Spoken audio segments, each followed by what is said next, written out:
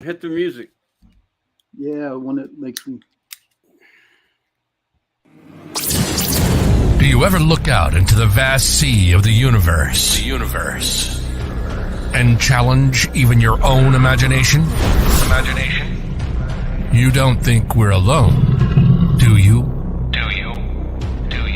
When you hear that the government is doing something, you always believe it, don't you? We are your third eye. This is Chasing Prophecy. Challenging your beliefs and pushing the boundaries of your imagination. If it's unexplained, we're talking about it. Whether you're a believer or a skeptic, we cover everything from political mayhem and tyranny to alien abductions and paranormal phenomena. You are not alone. This is the Chasing Prophecy radio program. And now your hosts, Jenny Nicasio, Sean Kelly, and Michael Anthony.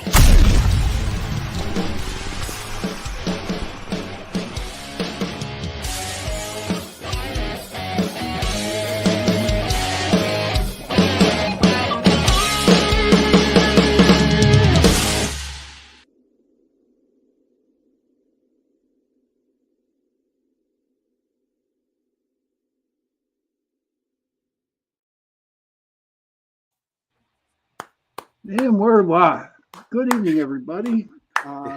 Welcome to Chasing Prophecy on 105.3 Mississippi. No, 105 New Orleans, .3 New Orleans, and 107.7 Mississippi. Before we start the show, I just want to get a little to tell everybody that the month of May is mental health awareness. So if you know anybody that is going through a hard time, just give them a hug or just sit down there and let them talk, because mental health is brutally serious. How you doing today, Michael? You gargled. I'm guessing you're asking me how am I doing? I'm doing how okay. you doing, I guess buddy? I haven't been feeling real well the last 4 or 5 days. I came down with something. I don't know what it is, but I'm fighting my way back. Here I am. I'm sorry, everybody, that I missed this past Sunday. But then, all in all, it may have been for the best, because thinking about being with Mom was probably better for everybody to do, or Yes. at least in some way, extend their love to their wives and their kids and everything like that. So maybe it was just a blessing that happened like that. But here we are tonight with one of the biggest heroes out there that I could ever imagine to be on with us. Ronald is going to be here in like 2 minutes. He's sitting in the green room waiting for me to quit talking. Ronald J Moorehead, that is. And we're going to be talking about some of the things that have happened over all the years, the sightings and things caught on film and in pictures, and how we just can't all be wrong. That's always my viewpoint, but there will always be more questions and answers remaining. So we're going to cover some of that. Also, that he is a book author, he's a teacher. He shakes hands with the best in the business. He knows things. He shares them to the public.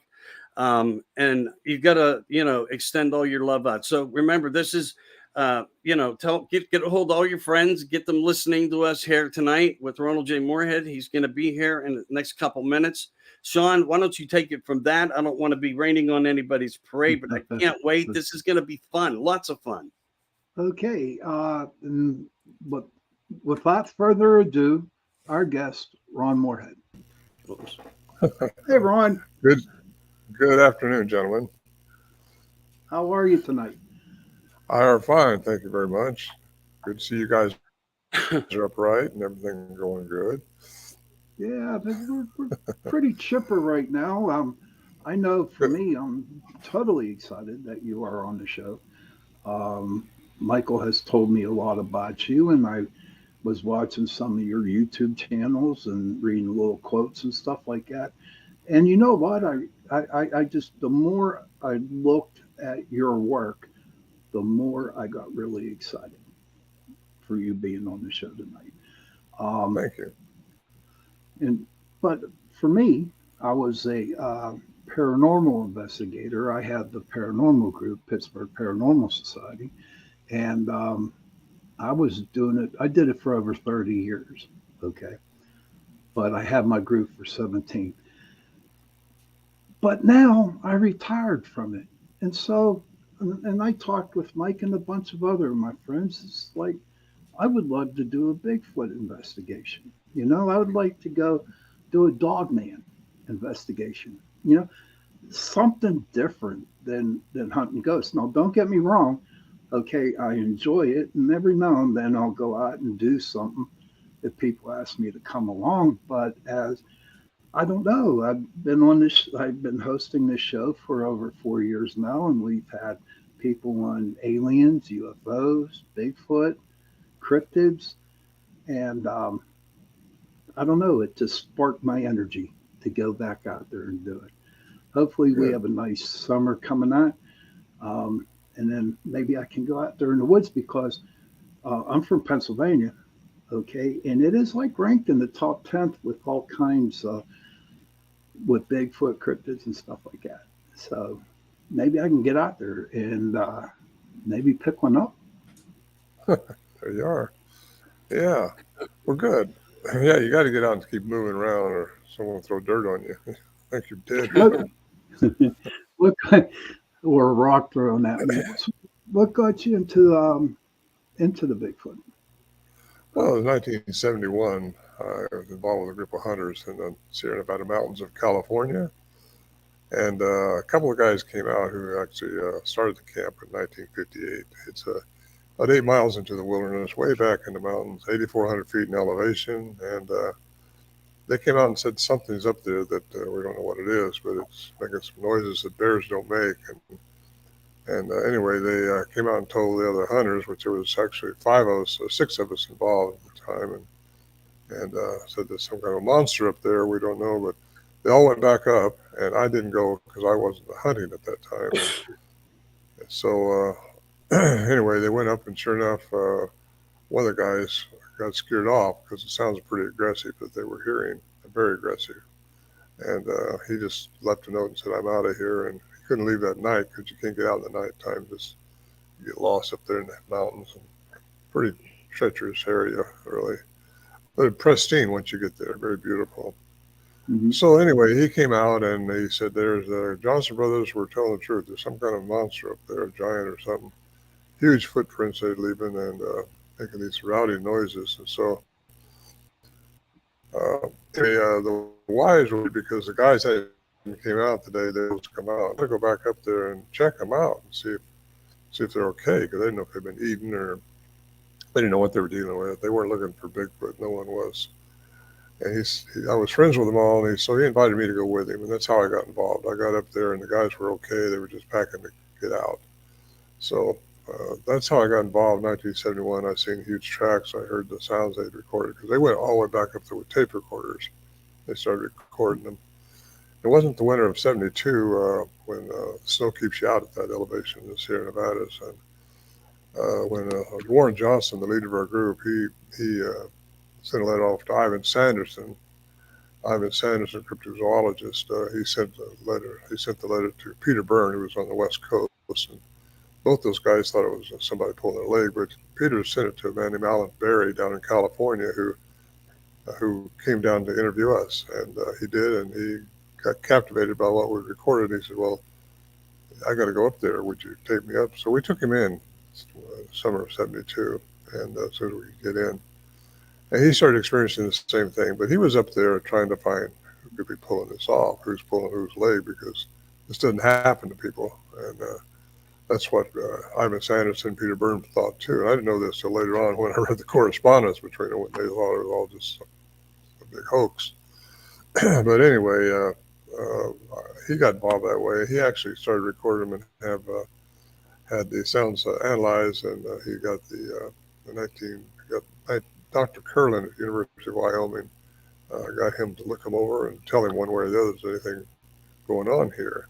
I mean, he said, are they real or are they not real? And that's all he wanted to know. He was an investigative reporter. Actually had a master's degree in science too, so he no dummy, nice guy. And, so Dr. Curlin studied for a year and found there was no foul play with them. They were all originally done right at the time of recording. There's no 60 cycle hum, which would have shown pre-recording or re-recording. They were not speeded up or slowed down. They were inside, outside, below, and above the average human range, and that's what he did. He's an electrical engineer, a scientist. Anyway, that's what he does. He's got high clearance and secrecy with the government to check out all kinds of things. And so anyway, that was a big step. He gave his paper, wrote a paper on it, presented to the Anthropology of the Unknown in British Columbia in 1978, I think it was. And it was produced in a book, Man Like Monsters on Trial, 1980 by UCB Press at Columbia, British Columbia.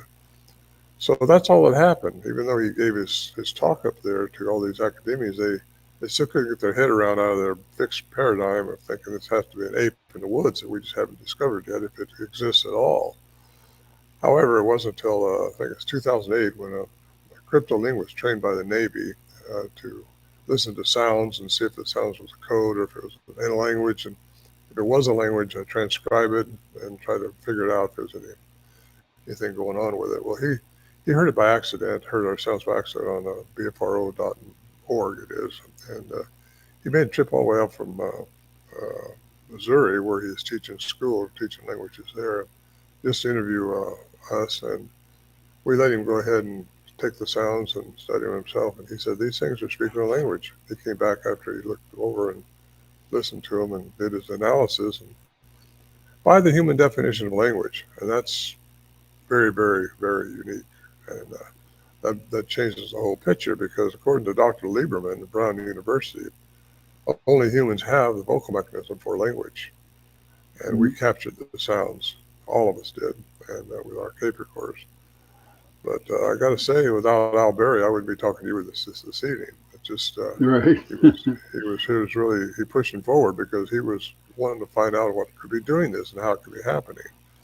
And so anyway, when you put those three things together, Dr. Curlin at the University of Wyoming, and cryptolinguist Scott Nelson, and Brown University's professor of cognitive primates, Dr. Lieberman, says only humans have that. Well, that means these things have to have a component similar to ours, like ours, with language.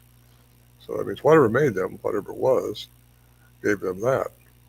Probably whatever made us.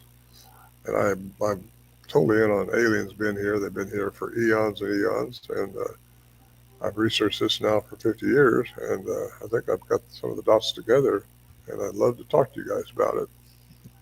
Because it gets way into the mysteries that were going on with us up there, and how they were doing what they were doing, these things.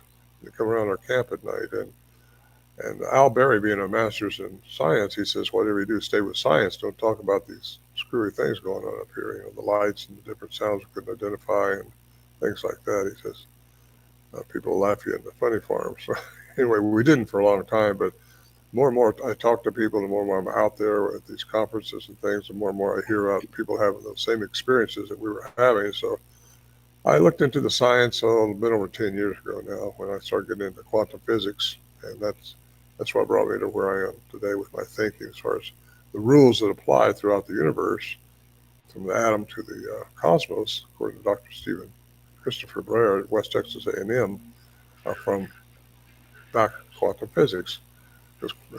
Newtonian physics, which we're all born to believe, which is our three-dimensional environment, works off everything being material, physical, measurable, and predictable.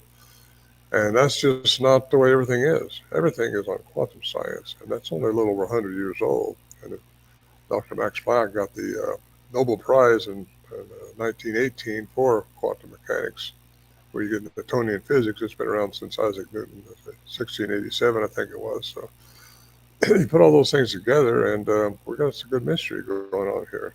I think probably these things are probably a product of alien intervention into the genome of a primate, probably a troglodyte too, maybe.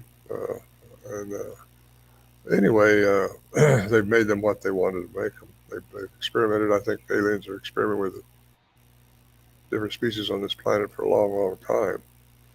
And you get into the ancient lore and ancient texts and different histories about how giants came about and how different things have been happening on this planet, and you realize that so much more going on that we just don't see.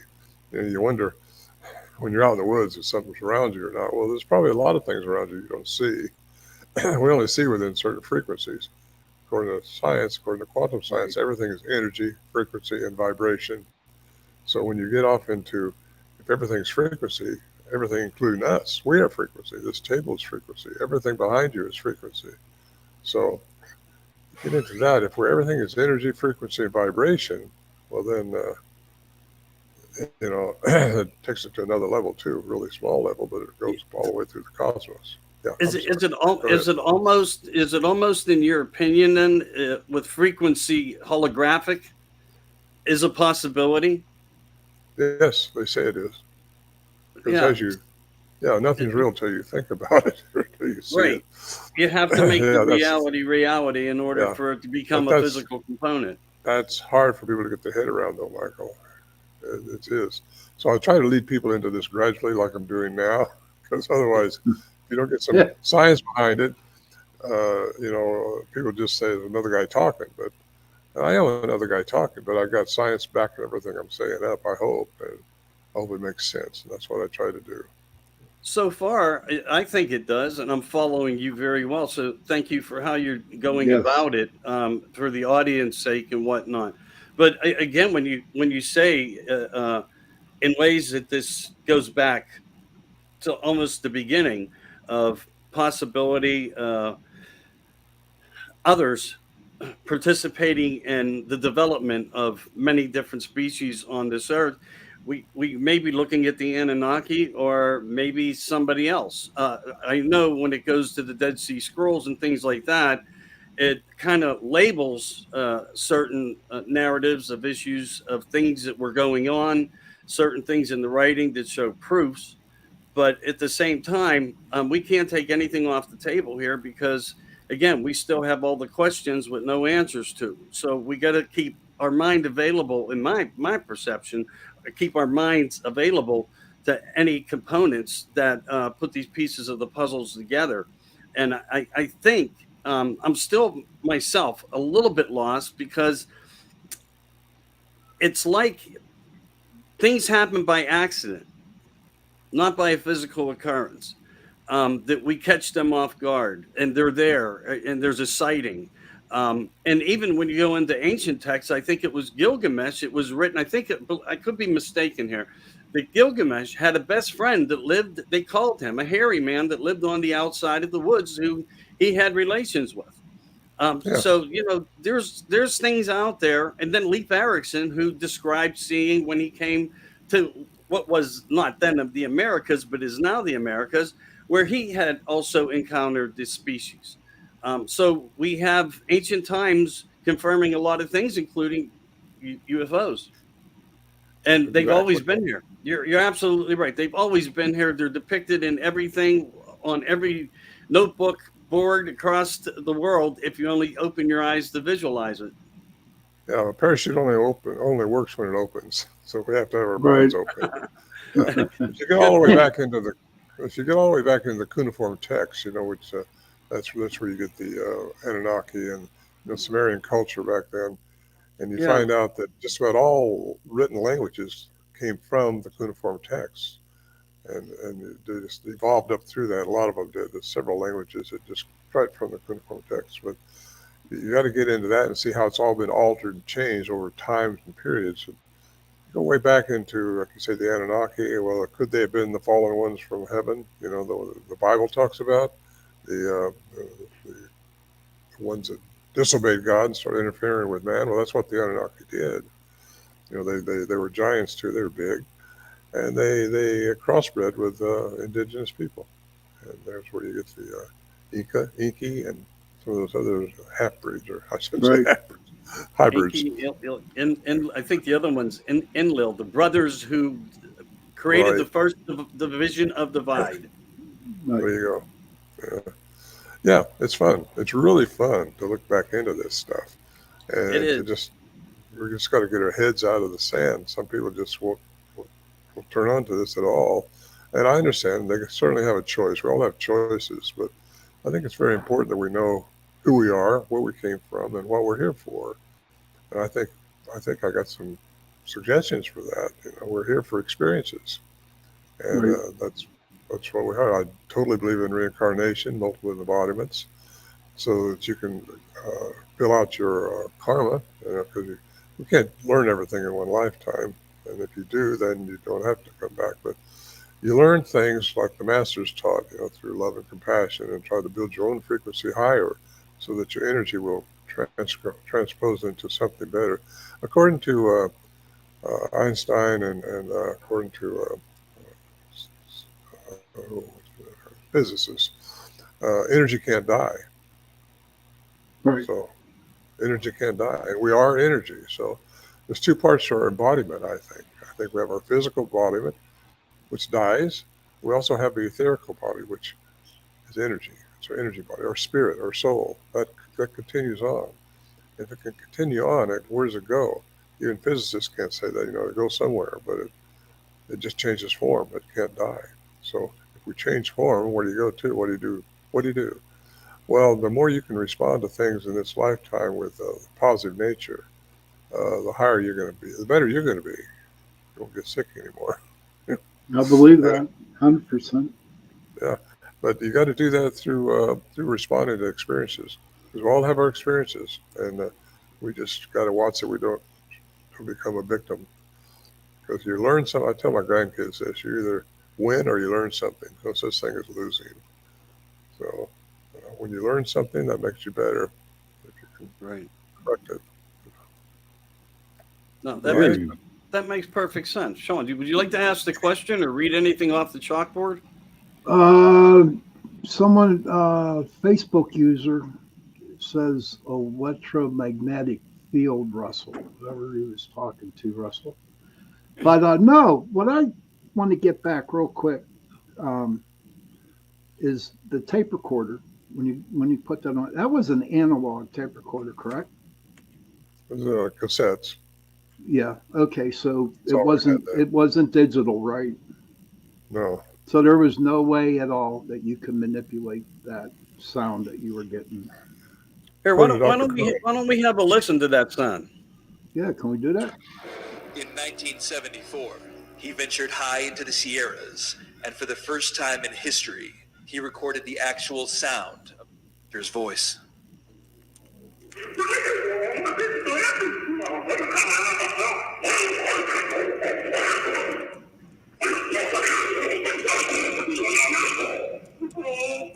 Humans cannot mimic these sounds. The range supersedes what a human can do. We have cryptolinguists who's trained by the Navy to...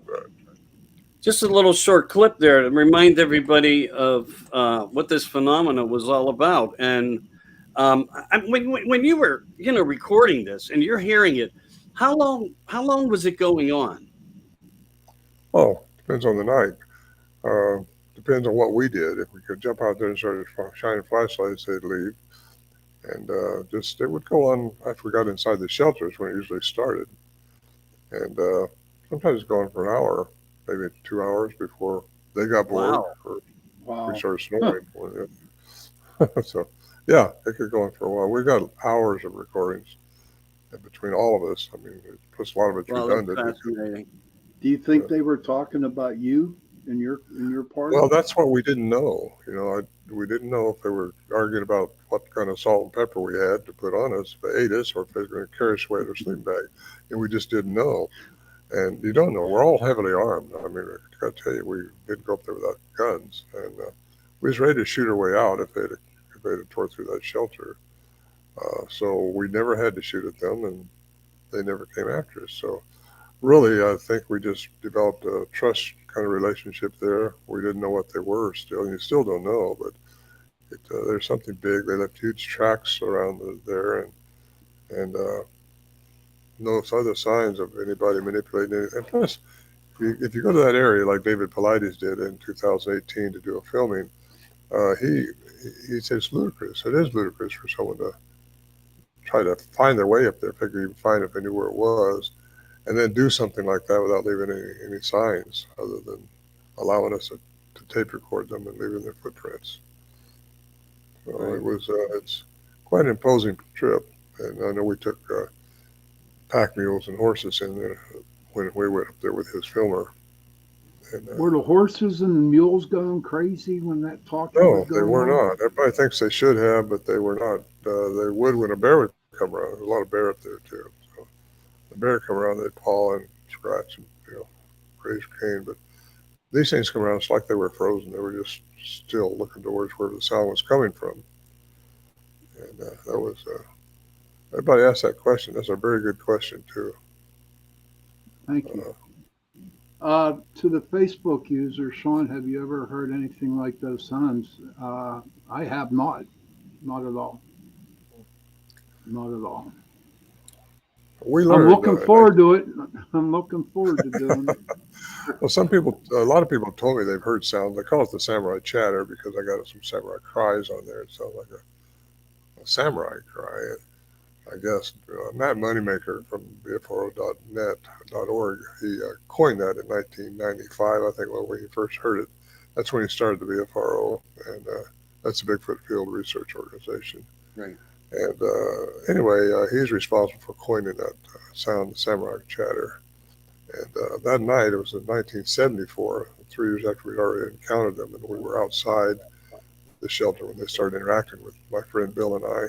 We packed some supplies on our horses and mules, and it was just a very exciting night because they knew where we were going, and I established that totally.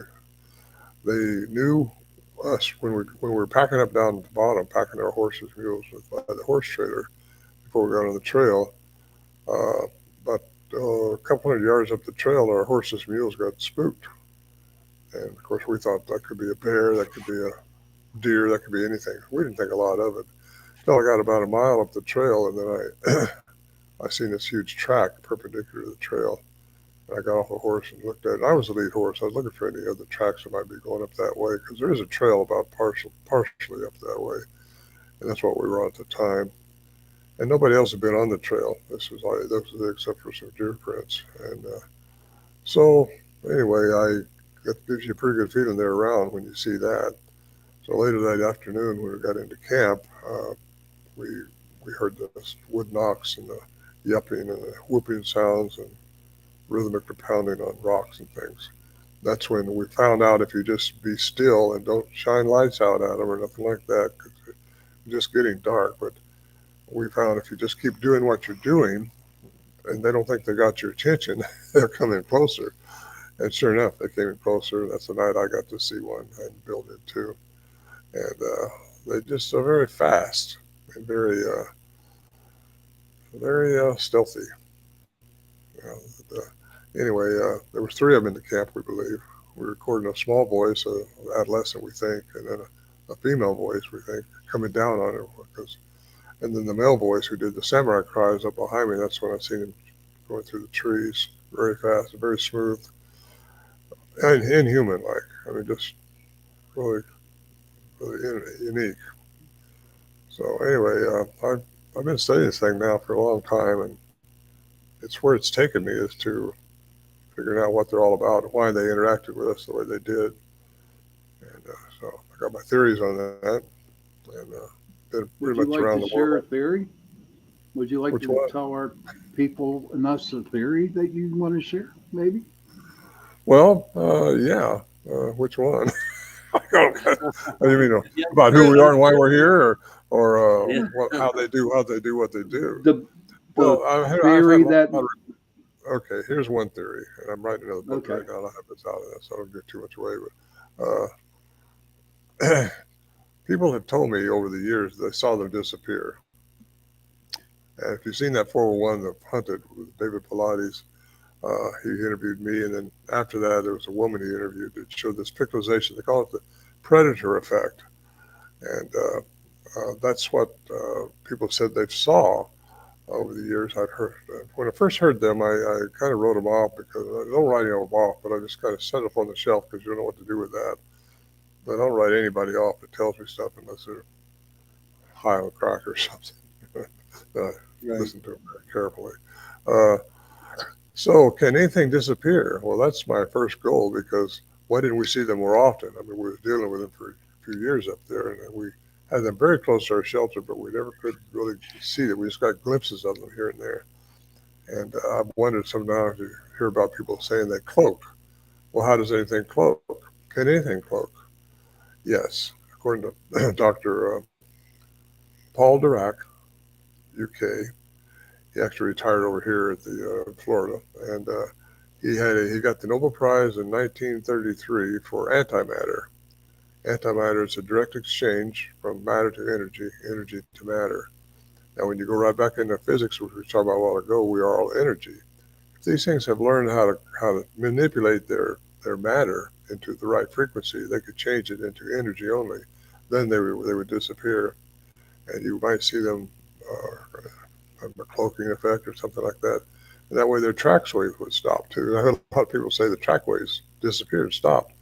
Then all the researchers will say, well, a helicopter must have picked them up. Well, no, because it happened to me. My daughter had a sighting. We found the trackway later on, and it stopped. And I mean, I got a picture of this in my first book, The Voices of the Wilderness.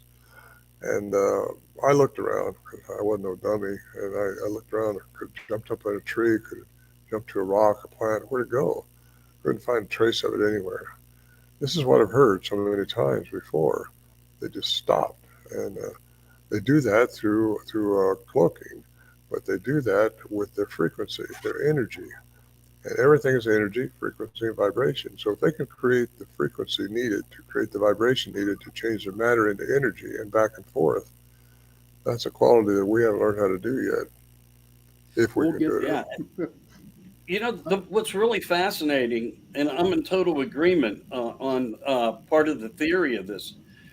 I'm still trying to understand a lot of it. I won't lie on any of that part, but um, I even encountered something that was quite suspicious, where I was only picking up a left foot track, and that even vanished. So the right foot wasn't even there; the left foot was, and it wasn't like it was hopping. Well, I can't actually say that that's a case scenario. The print looked to be bigger than a juvenile would be. It looked to be at least, I would say, 12 to 13-inch pattern. Um, it was in snow. The right side was not there. The left side was, and it just after so far it just vanished. And it just makes me wonder, for us as human beings, for us, our consciousness, within our ability, if we are to meditate or go into a state of consciousness of oneness and wholeness, and just being part of the vastness of the universe, where we get lost in whatever comes into the mind, and you just go with it in that daydream state. How do they have the capability to just snap it, like boom, instantaneous? They can do it, create it, and vanish. Yeah. I'm just trying to make a little bit more sense of that, and I'm not saying it's not a realization. It's just, for me, I'm trying to figure out, because I may need to do that someday. Just Well, we can vanish out. all. Well, I think we can all do things that we don't know we can do yet. I think it's all Right. part of the pineal gland. I think the pineal gland has to be connected to the heart. The heart has its feeling of its own. It's got your gut feeling, that thing you feel down in here when you sense something should go a certain way, you sense something's fixed to Yeah. happen. But that has to be in coherence with the brain up here. You have to have a rhythm going so that they're in coherence with each other. Because a lot of times our brain has been taught so many things, it'll just wander off and be on its own, thinking about what it's been taught instead of listening to the heart's gut feeling. Sometimes your brain will say, go over here. Your analytical thoughts will take you over to the left, where your gut says, go to the right. Well, you find out if you went to the right instead, you went to the right place. I think we have to keep our pineal gland open, though, a receptor. I think that's a receptor. It's the third eye, that horse. And it's Right. just, it's our receptor. And we have to keep that open so the heart can read it and tell it to the brain, and then our brain can act on it. That's my that's my theory too, how that works. Well, yeah, I mean, and I agree with that. Again, I'm still like logically trying to put as much as of the information together as I can. Let's hit a couple questions here. One was while you were out there experiencing this, and when you left, did you leave any food offerings or any gifting? Did that anything like that come into mind? Yeah, we used to gift. They would gift us sometimes, but what we left for them was our leftover food. Generally, when we went inside the shelter, that's when they would come around and make their sounds too and take the food. So when we left up there, which we was always up there a few days because it's just such a trip, and but how do you know what took it if you leave it up there? You know, you have to kind of have something to go with it, some kind of evidence. So I believe in gifting. In fact, that night I was telling you about in 1974 when I got a glimpse of one and they were interacting with us outside. That's when I got the tape recorder out of my saddlebag and started recording the interaction we was having. I was yelling at them, trying to mimic what they were making the sounds like, and they would come back at me with a question. Sometimes you could tell it's a question. The cryptolinguist listens. Definitely, the inflection of it is a question. Sometimes I just don't know what they were saying. He could only transcribe a language. He couldn't translate it until one of them actually comes in and points to a tree and says, "Ooga ooga, that's a tree." You don't know that ooga ooga means a tree, so there's Right. where you go with that. But they were definitely trying to say something to me. And I didn't have the brains then to realize they were, or I knew they were trying to ask me something, but he thinks they were slowing their vocalizations down to something maybe I could understand because I wasn't getting it through my other process I just talked about. Uh, I don't Did know. you I apologize, but did you, in fact, in the analysis of the recording, did you do any speed up or reduction of speed to see if you could pull anything with more clarity out of it? Dr. Curlin did that, and Dr. Curlin said there was no sign of it. The ones we recorded, no, we couldn't find any clarity with it. But the cryptolinguist, Okay. he had to slow it down to transcribe it. So he slowed it down about 50%, maybe a little bit more than that. That's Scott Nelson, and he's very highly regarded as a cryptolinguist. I mean, had him vetted very well. He's a two-time graduate of the Navy School of Right. Languages in Monterey. So he's very qualified to do what he said he'd do, what he said he did. So anyway, speeding up and slow down was the first thing that Alberta got accused of when he started taking this around to different professors, trying to get someone to analyze them, to look at them, just to see. And Professor uh, Lieberman, the one I mentioned a while ago, says only humans have the vocal mechanism for language. He's one of the first guys Albury went to, besides the Watergate, Tybal, the Watergate people. He went to them too. And they listened to it, and they didn't make fun of him or nothing like the other professors did. They just said, you need to get a institute somewhere to study this. That's where Dr. Curlin came in. But they all thought he was a disgruntled student trying to discredit them, somehow for flunking him or something. He never went to the school. Hmm. He also went to another professor in Washington, I think Dr. Nick Menifee, something like that. Menifee uh, at the University of Washington. He's also a language specialist, and he did the same thing. So he actually played the sounds to his students. Says this is how clever some people can be to try to fool you. So he Right. was running across this all the time. It's called cognitive dissonance. You know, they've made up their mind if there's something like that exists at Mm, all, it has to be an ape out in the woods running around. You know, so they wouldn't until Dr. Curlin came into the picture. He didn't have anybody that would give him an unbiased opinion, take it seriously, and just do a study on him. We sent it off to another scientist back. I forgot where she's at, but she heard him and she said, "Hey, I hear human sounds in that. I think they're phony." And we had already given her $2,500 to do a study on it. You know, Al Berry got a rate because he's a scientist. He said, "Give us our money back. That's not science. That's just your opinion. Do something constructive. See what's in there." right. And he just got really. In fact, he contacted all her sponsors and everything, gave them the riot act for sponsoring her because she's not a scientist, and that's too bad because she missed an opportunity. And so anyway, it goes from there. And I don't know. Did I even answer the question you asked me? I don't recall. Probably. But here I got I think we started out on gifting, and yeah, that's fine. Oh yeah. And then we went into the speed up, speed down, excuse me, scenario. Excuse me, everyone. Getting over a little bit of a cold. So I apologize for that. I do have something though. Look, there's a friend of mine. I know he'd love to meet you someday. And he's a brilliant old soul, just a great, beautiful human being. Um, he does a lot of study, research, historical, and more. And him and I have done a couple shows now, and we've talked about a couple of these samurai chatters and so forth. Are you familiar with the Osterman case?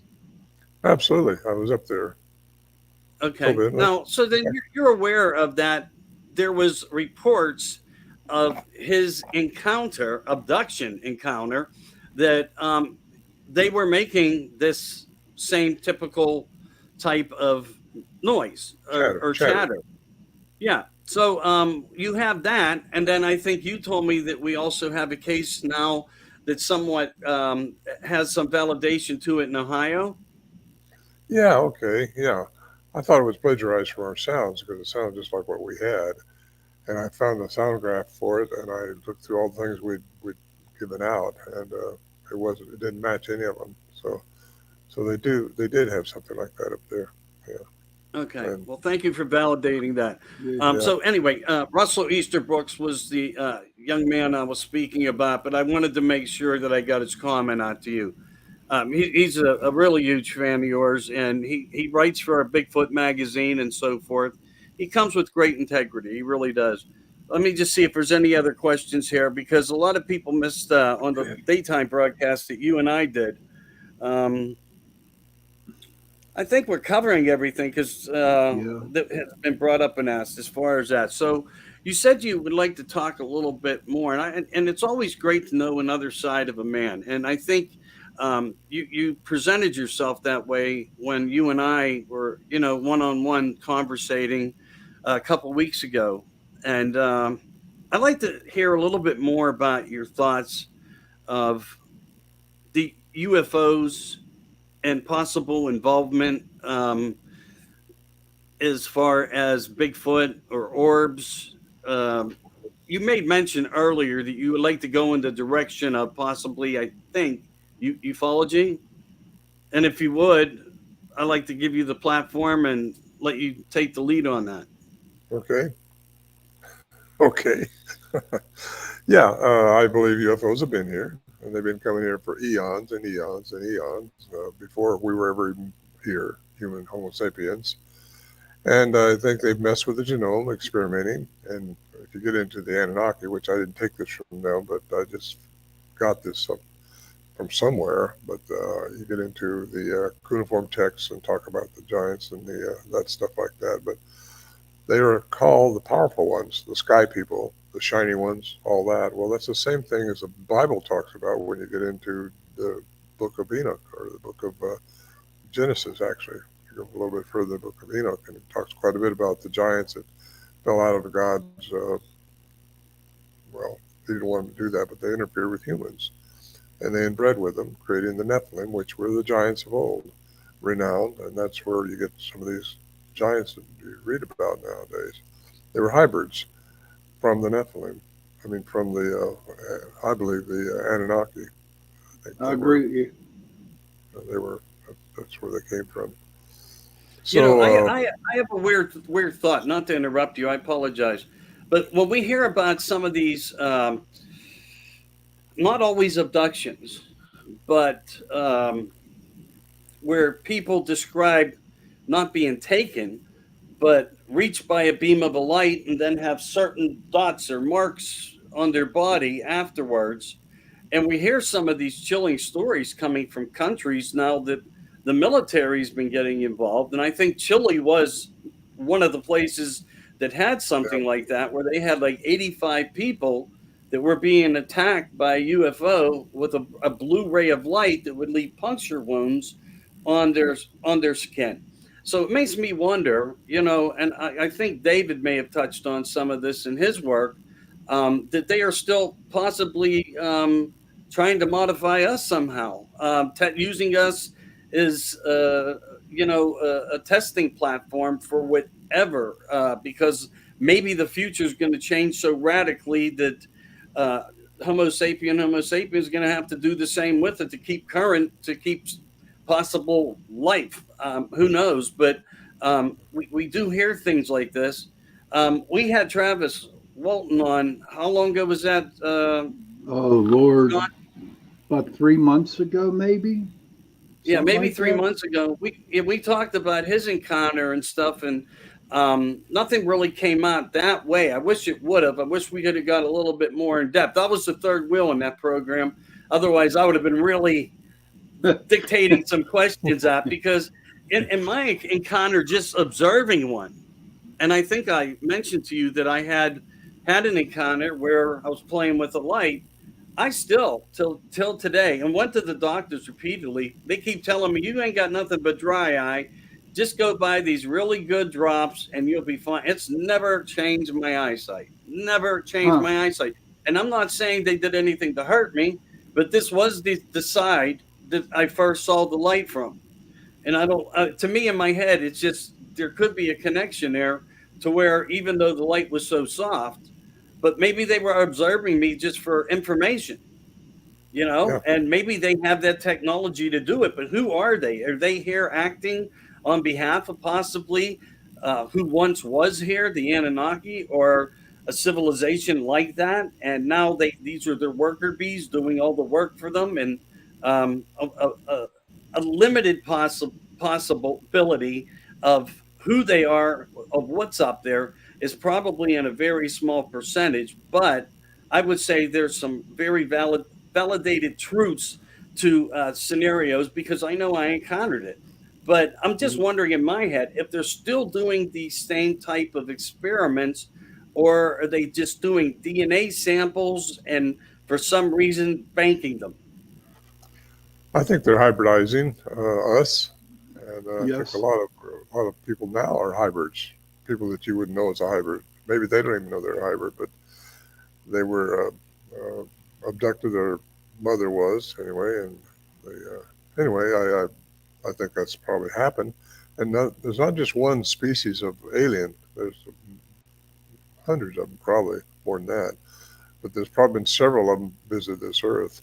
We have got the jewel of the solar system. I mean, it's just a beautiful planet, and we're screwing it up. I mean, I got to say that because I think they're worried about us screwing it up, and that's why they're coming around being seen more often, and so that like I think we're going to get inundated with them one of these days, and we're getting used to it. Our cartoons in movie theaters and cartoons for kids and all showing alien stuff, and we're not going to be surprised when we do see them because we know what they look like. A lot of them, they got the different species of those things been here, and some are good and some are bad. Because of what their intentions were is what they created. So if they've all messed with a primate and made Bigfoot or something like that, then maybe they gave a different one different attributes. Maybe they're aggressive. Some of them are very aggressive. Like, well, I was just up in Port Lock here with the Discovery Channel about 2 years ago now, I guess it is. Time flies, you have fun, right? And they had something going on up there. I could just about, I knew it. Anyway, I was on 2 episodes, I think, of that eight episode series. And they might get funding to go back up there again. I hope they do. They asked me if I could go if they did, and I said absolutely I'd go. Get a helicopter ride back in the wilderness area. I love Alaska, and Yeah. I get off track pretty easy here. You gotta watch me, Michael. But No, UFOs don't and worry Bigfoot, about it. I think there's different types of these Bigfoot beings. I think a lot of them have been not just hybrid species, but they've been diluted down with indigenous people, crossbreed with them, which means they would have 23 pair of chromosomes, not 24, like a regular primate does. And if Right. that's the Oh, case, I think the Patterson Bigfoot that was shown in the film was probably diluted way down. She looked more human-like. And the trackways, you see more and more trackways that are more human-like than the ones we had. What we had was big and splayed and five-toed, definitely, but just they look different. And I know, we were talking before the show about David Politis and his the missing 411 behind. huh? I really, really enjoy. I watched it like 3 or 4 different times already, and I would like to get your um, what you feel, what happened to the people that went missing. Mm. Uh, well, that's a loaded question. I don't know. Uh, he's the one that's doing more of that, but I don't think it's Bigfoot necessarily, but I think there's a connection with a lot of these Bigfoot, what they call Bigfoots and UFOs. In fact, a lot of them, about 20% of the uh, Bigfoot encounters have a UFO connection, and they're Okay. sighted at the same time. That's out of the Huffington Post 2012. They actually started with a 1888 a clipping from the Eureka Times, I think it was, where a rancher and some Native Americans saw this small moon come down and 3 crazy bears jumped out of it. Well, that kind of, that would have been a UFO, I'm sure, and it's beaming down Bigfoots maybe. But I think there's a lot going on that we just don't see and don't know about. We're researching all the time, trying to speculate on all kinds of different directions here, but I know we only see within 430 and 770 terabytes. That's our visual frequency. Everything's frequency, right? That's our visual Hmm. frequency. And all these other frequencies are out there that we just don't see. That's where people see ghosts. That's where people see things. Animals Have can you see ever, those frequencies. have you ever tried to ask the government for help? Oh, they go, no, they know what they're doing. They don't know what they're doing, but they're not about to help us. First of all, they'd have to acknowledge it. And if they do that, they're opening a whole can of worms. And they know that because they know what these things are, I believe. Well, Quite sure. we do have some material papers out there now that are confirming that they do have an awareness to this creature, and it in the on the first off, they do a survival map. And I just sent Sean a copy of one of the earliest videos of it. Do you remember that the other day, Sean? I should have Yes. sent it to you too, because I spoke with you about this. Now they came out with this map in 1970, and it told you. And first off, it was phenomenally done, and it gave you the vegetation, told you how to survive off what food, what bugs, etc., what to beware of, what animals lurk, and even Sasquatch is on the map. It's a military grade map. I kid you not. I'll send you the thing, and Love it. it Yeah. you will see, um, and it's by their creation, not by anybody else's. Now, it's not in every state. From what I understand, there was 15 areas in different states that had training exercises where these maps were developed for. Washington State was the first one that Yeah. acknowledged the existence of Bigfoot. And one of the things that came to the forefront of this was, if you ever were to come upon Sasquatch, that's what they called him, Sasquatch. Um, it never turned out well. Avoid at all cost. Mhm. That's down below Mount Rainier. That's where the military. Uh, that's where they do their exercise. I've got a lot Yeah, of, well, not a lot, I but I've will. got a few reports from guys out of there. Also got a report from an officer that was on a training mission with a group of guys up in the snow in Alaska who ran across these tracks in the snow, perpendicular to theirs, shoot straight across it. They started tracking it, and there was a group of trees ahead of them. They heard this big scream come out of the trees, and from the size of the tracks and the way it was moving, they didn't have bullets in their guns, so they turned around and went back while the guys got freaked out. But that's a problem with us humans too. We're a warring species, and we want to shoot things we don't understand, and that's too bad. But that's what we are. Yeah, we have groups of Bigfoot hunters out there right now that That's their focus. They go into, I don't know how frequently they do it. I don't agree with it because what if we were to take out the last breeding female? Um, that would be devastating. Just saying, the possibility could happen. But these guys go in the woods. Their objective is to shoot, track, shoot, and kill. And Well, I can't support that. I don't either. I think it's a ridiculous thing to even try to do. But that's what they do. If they want to kill things. That's what Right. hunters do. I stopped hunting years ago when I seen the life leave out of a deer I shot, and his eyes glazed over, and I just Can't didn't do like it. it. But I don't have a thing about guys that hunt for food. I don't mind that at all. But they're out there hunting for Bigfoot, hunting to kill things for the sake of killing it. That's not right in my eyes. And No, not at all. I mean, think about it. It's just really, pretty, it's not right. well, like Clint Eastwood said, you take away everything they are, everything they ever could be. I He said do that. have to do a little stop here because I have to thank our sponsor for Chasing Prophecy on the second hour of the show. That would be Carnation. Thank you very much, Carnation, for sponsoring the second half, the second hour of Chasing Prophecy. Um, Another question that I would like to ask you too is I'm all new to this, even though I've been on for 4 years and listening to all the intelligent people that are very good in their field. Um, is there a difference between the dog man and Bigfoot Yeah. in your opinion? Well, how they happened is what I speculate on, and that's again aliens interfering with the genome of a species.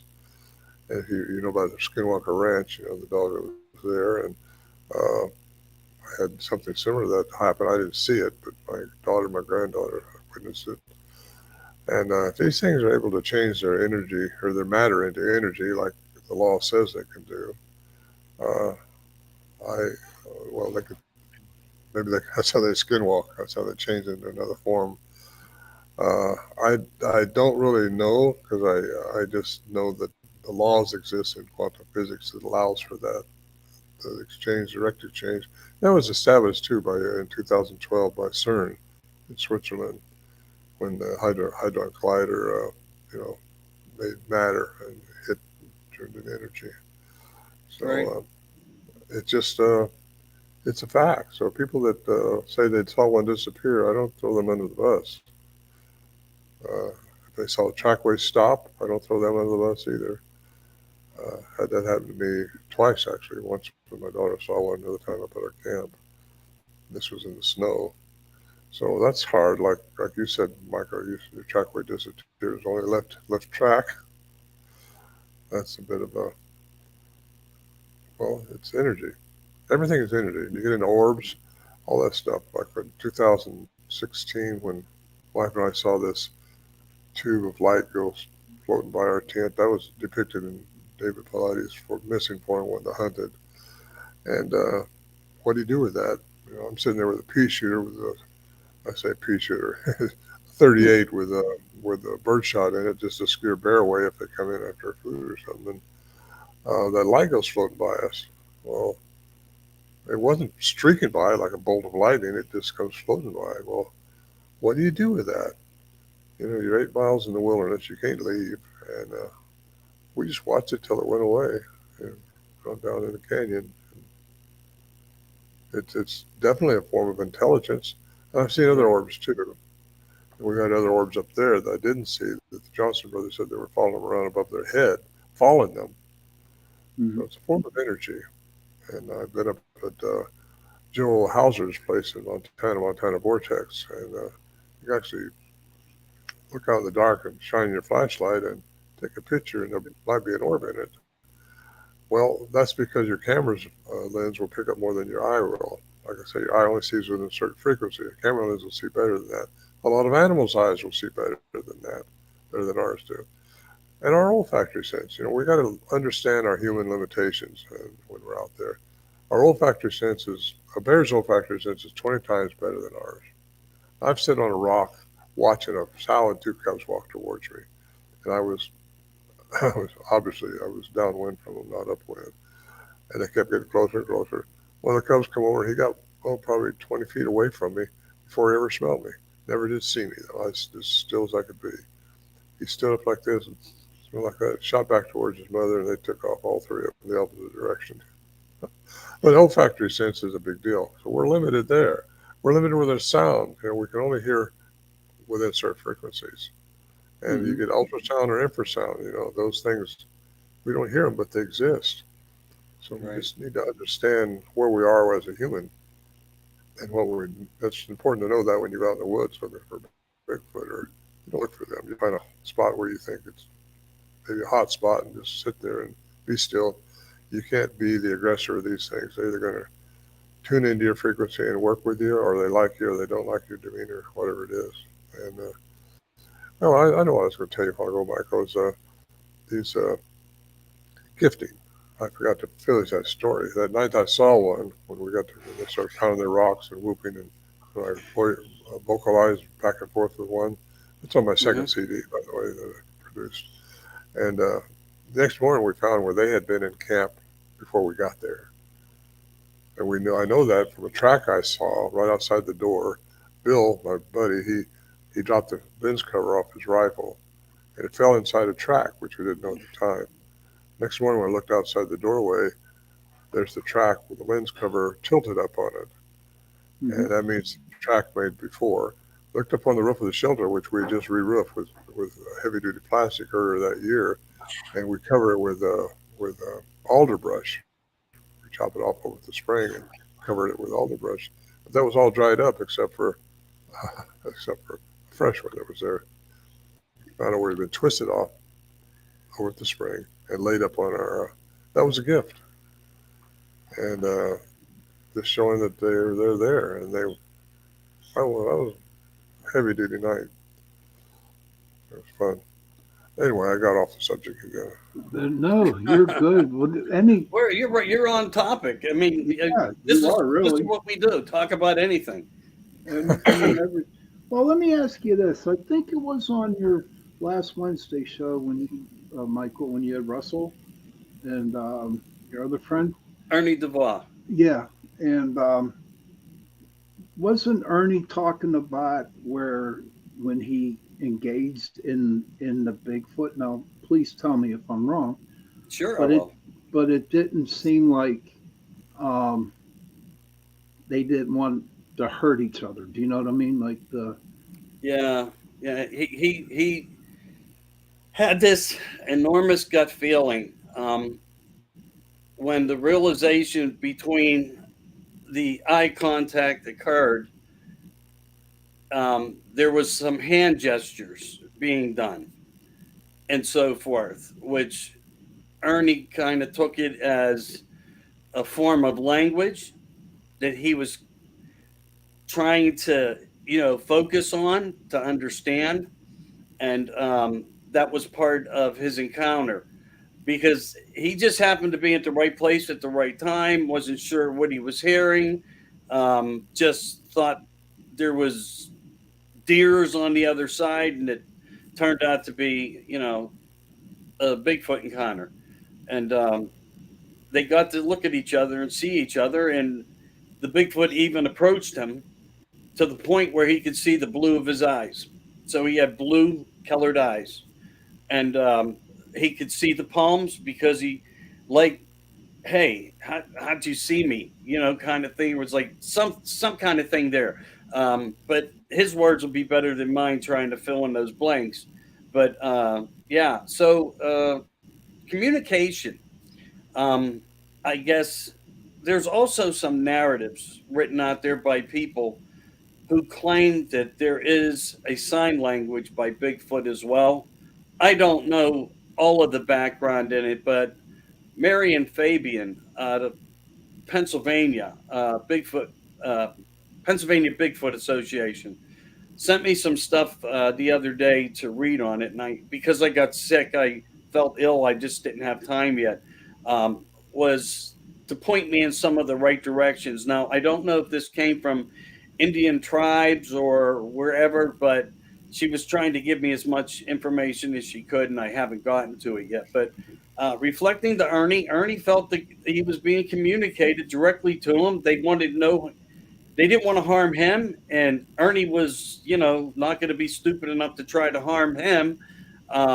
They just in the moment when that precious time expired, he was gone, and Ernie stood there and awe. But he, again, he was able to see it. He was able to have, uh, uh, what do you call the artwork done? Uh, lead, lead. I forget what there's a name for it, but lead drawings or something like that.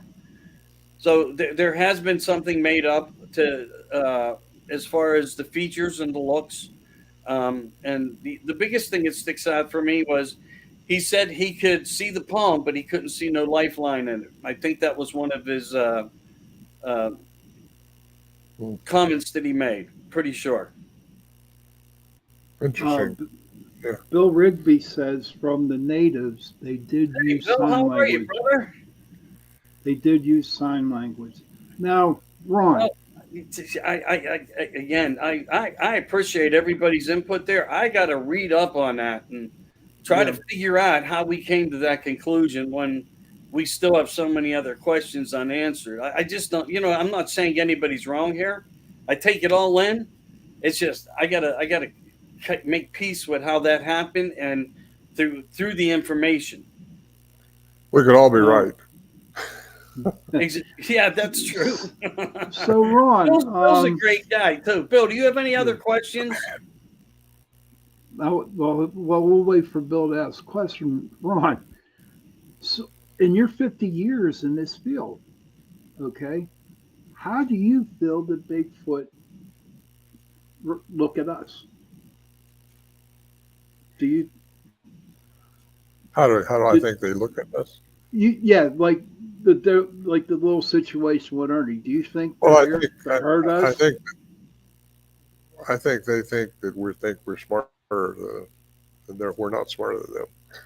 I think that we think we're smarter than them, and we do think we are. We think we're king of the hump here, but on this planet. But they've been around longer than we, I think, and they have learned how to do things, or been given the attribute to do things that we're still trying to understand. And so I think that they kind of think we're funny in a way.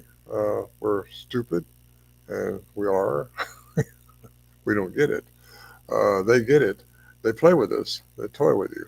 They toyed with us up there. We were trying to be serious about it when Albert was up there, especially because he was trying to study them, trying to see what's going on. And yet you find, we set up a camera trap or something and put the food down, but they come in and taking our food, and then set up a camera trap, and they go around another way and take the food. Just they watch you, they study you, and they very intuitive. And I'm not so sure that they're not just more than just intuitive. They seem to pick up vibrations of people. They certainly can read, I think, your energy. And animals, a lot of animals can read your energy. My horse could read my energy. They know when you're afraid of them or when you're not. These things, I think, know when you're out to shoot them or when you're just there for learn something. And it was in 2011 when I had my first real true encounter up there. And I say that because it was a Bigfoot encounter. It was the chattering I heard, and I wanted to learn more about them. And I went outside my little tent I had set up by myself, which is a little bit spooky. I say spooky. I figured if they could eat me, they'd have done it by now. So I went up there by myself. I had another guy lined up to go with me, but he backed out the last minute. And so I went outside and started yelling at him, and just didn't hear a thing after that except 10 o'clock that night. I heard this chatter again, and so I got inside my tent, and I heard this big clink on a big barrel we had outside. And I write about this encounter in my Voices of the Wilderness book. It's my chronicle. And I heard this at 4 o'clock. I didn't sleep much that night, I got to tell you. And I had a tape recorder with brand new lithium batteries, and it was dead. dead. And I just put the battery in out of the package before after I got the tent set up inside and checked it out. Everything was working until then. At 4 o'clock that morning, I heard this metallic sound outside, and I don't know what that was all about, other than it was different. Uh, so many different things have happened to us up there. It's a special place. And I used to tell people it doesn't matter where you go. Everybody wanted to go to Sarah Camp with me. And I don't take people up there for the obvious reason it would be inundated with researchers. And I took David up there because I trusted him. I took Scott up there because I trusted him.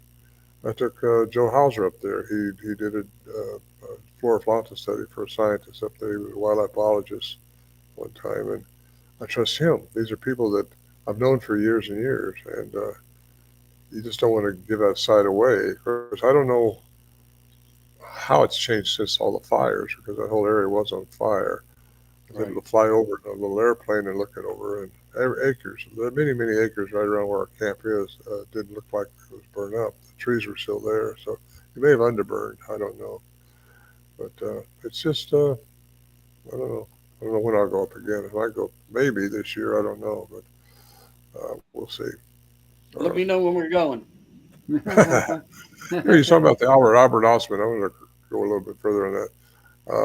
We flew up there. I was with Al Berry, Peter Byrne, and a filmer, and myself in my plane. I flew my plane up there and found Toby Inlet, flew back in there. We had landed at Camel River and had two helicopters on standby so we could find the bowl that he was kept in.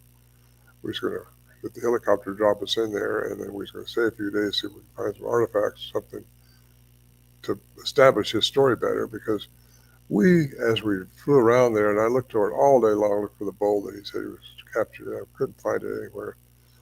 And so came back and started looking over the map better, and it could have been any inlet he went into. Who knows? He might have just looked at the map.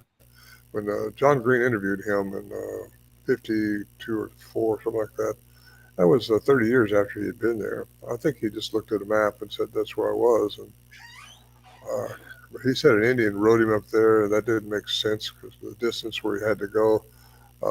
He also said that he could see the ships in the harbor or in the ocean out there from a certain altitude, and I dropped my plane down in the canyon. I couldn't see any of that stuff from where we were in the airplane.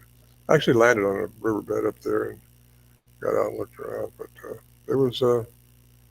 I had to throw that story in there because it's interesting that I called him John Green, and he argued. He thought I was calling Albert Osmond a liar, and I said, no, I'm not disputing his story. I'm just disputing he might have been confused, telling you 30 years later where he was.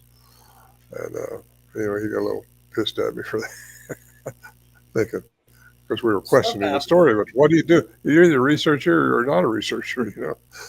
I mean, I've been in Peru, Bolivia, Siberia, Moscow. I've been all those places, and if you don't check things out, you don't know for yourself. And if you wanted to chime in on this or chime in on that, and if I'm not there and can't really check it out myself, you don't want to do that because you don't know. I was in Florida here week before last, and with Dr. Meldrum and David Paulides, and they got a little scuffle there at the end over Melba Ketchum's DNA. It was fun, but that wasn't fun for them at the time. But you probably heard about that already. But it was interesting. I was sitting right between them, and it was really fun. Well, anyway, it was a challenging night for them too, but they had. Was it really? I don't know how challenged Meldon was. Never been challenged like that before. So I'm not sure. Well, it's opinions, and everybody has a different way of doing their homework. Just like when I made the comment about Bill, I mean, I have nothing against Bill. I mean, he does his thing. I do my thing, just like we're all doing ours. We have encounters, we have stories, and so forth. We make judgment upon the basis of facts.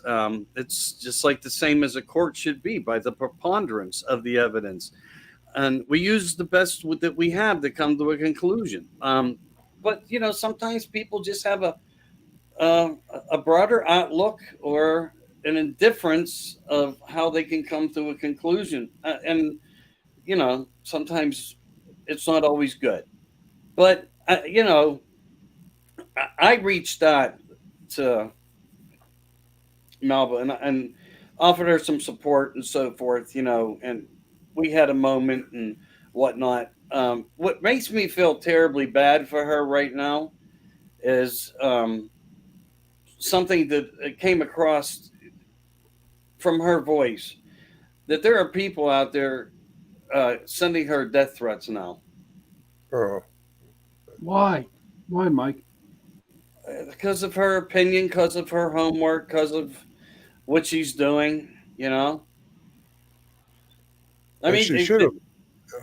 I think, and this is what I told David. I think if she'd left her opinion out of it, just let the facts speak for themselves. The DNA study, she might have been better off, because I know academia just gave her the thumbs down, and they should have done that, because they found human genome in it, so therefore it has to be contaminated, right? But the whole study wasn't what they wanted, and she knew what. I think she knows what she's going to be vindicated, in my opinion. But that's just my opinion, and I think we're going to find out a lot more about these things as time goes on, and more people are seeing them. And I tell you what, when they're in our environment, when they're in our third dimension, which that's what we all live in, 3 dimensions, and there's like a bunch of them out there besides the 3 that we live in, and we're headed for the 5th. We hope that's where that's where a lot of these aliens are coming from, the 5th and 6th dimension, and they can cloak. How do spaceships shoot off like that? Just all of a sudden they're out of sight. Well, they're changing their matter into energy. yeah. They're going faster than Yeah. light, and our consciousness goes faster than light. Einstein said nothing go faster than light. Well, no, he was wrong in that way. Everything physical, everything matter, anything like that can go faster than light. But if you get into your consciousness, it goes faster than light. Our thoughts right now are going faster than light, and a lot of things are answerable by quantum physics. And then you get into that, and you realize just how much more there is to know. And anyway, I carry on and on and on. You do a good job at it, though. You Yeah, have a you lot of do. interesting thought. Well, my passion, Michael, in this whole life now, I'm into my 80s now, and I just want the word to get out. What I think, if you don't live by your own truth, what are you living for? People who don't live by Oh, they don't live by wow. their own truth, and I live by my own truth. What I feel Yeah. is right. I did experience these things. I think that's probably why I'm on this program with you tonight. Is because of that, because it's taken me to this part of my life to where I've had a passion for this now for ages. I've gone all over the world. I've done a lot of things. I've been a very fortunate man. I think I've learned that the reason for life is to experience things and responding to the experiences properly. That's what's critically important. If you Yeah. don't, then you're not gaining it. You're not gaining anything. So Now, I know in the paranormal field, there's a lot of groups that really do not like each other due to the evidence they pick up, just the way they run an investigation. I'm new to this Bigfoot stuff. Are there Bigfoot group out there that are the same way, that like go at oh war with each yeah, other? oh yeah. But I Oh don't my deal with God, it. yeah. They just do what they want to do. It's their choice. And like I say, they have to live their own truth, and I live my own truth. And what you believe is true and what you believe is valid is what you live by, and that's Right. that's what I do. And Well, see, me, I've been in it for a long time, and I believe in the unity of the paranormal teams. Do you know what I mean? Where it's not me against that group, me against that group, or that group against that group. Why can't we just all get together, sit down, put our heads together, and maybe come up with the answers that people are seeking? my advice to the paranormal, the woo-wooers, or whatever you want to call them, is get into the science of quantum physics, like I did, because quantum physics is not the woo-woo, it's not the paranormal, but it's a science that answers a lot of the questions that the paranormal comes up with and what the woo-wooers come up with. Like the time I've been froze up there, me and Warren Johnson, we were walking out of our shelter where one of these things we thought he had to be behind this tree, and we just got frozen in our tracks, couldn't move. And what caused that? Scientists said it was probably infrasound or something like that. Well, maybe it was, but I think you got to go through all the Newtonian physics you can think of to start off with. You got to try to find what could cause this in your own real world. When you run out of answers, then you reach out outside the box and look into what else could be going on here. Because you're not going to see everything you see, you're not going to smell everything, you're not going to hear everything, but they're out there. Things are out there. You'd be surprised how many things are around us right now in a dimension we're just not seeing. Like the other night, I'm sitting on camera with him. We were live, and he's Michael. I got to tell you something. I'm like, what's that?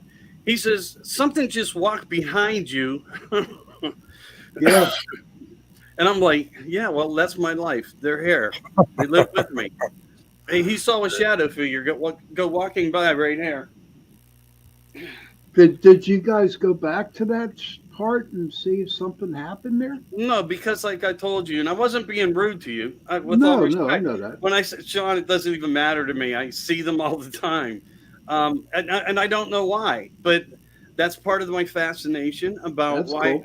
why I have so much interest in all these topics. Because Yeah. when you have several of these components happen to you in your life, you know that there's a world full of other things that are probably side by side with it that you just haven't learned about yet.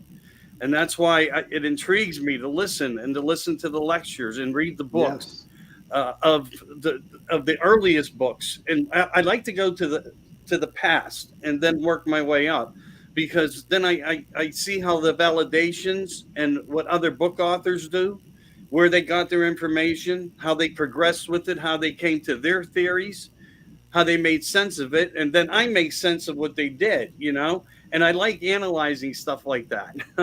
Don't look on my floor behind me, by the way. You would be like, oh my God. All my notes and research for anyway, I know where everything is except for when I need it in that very moment.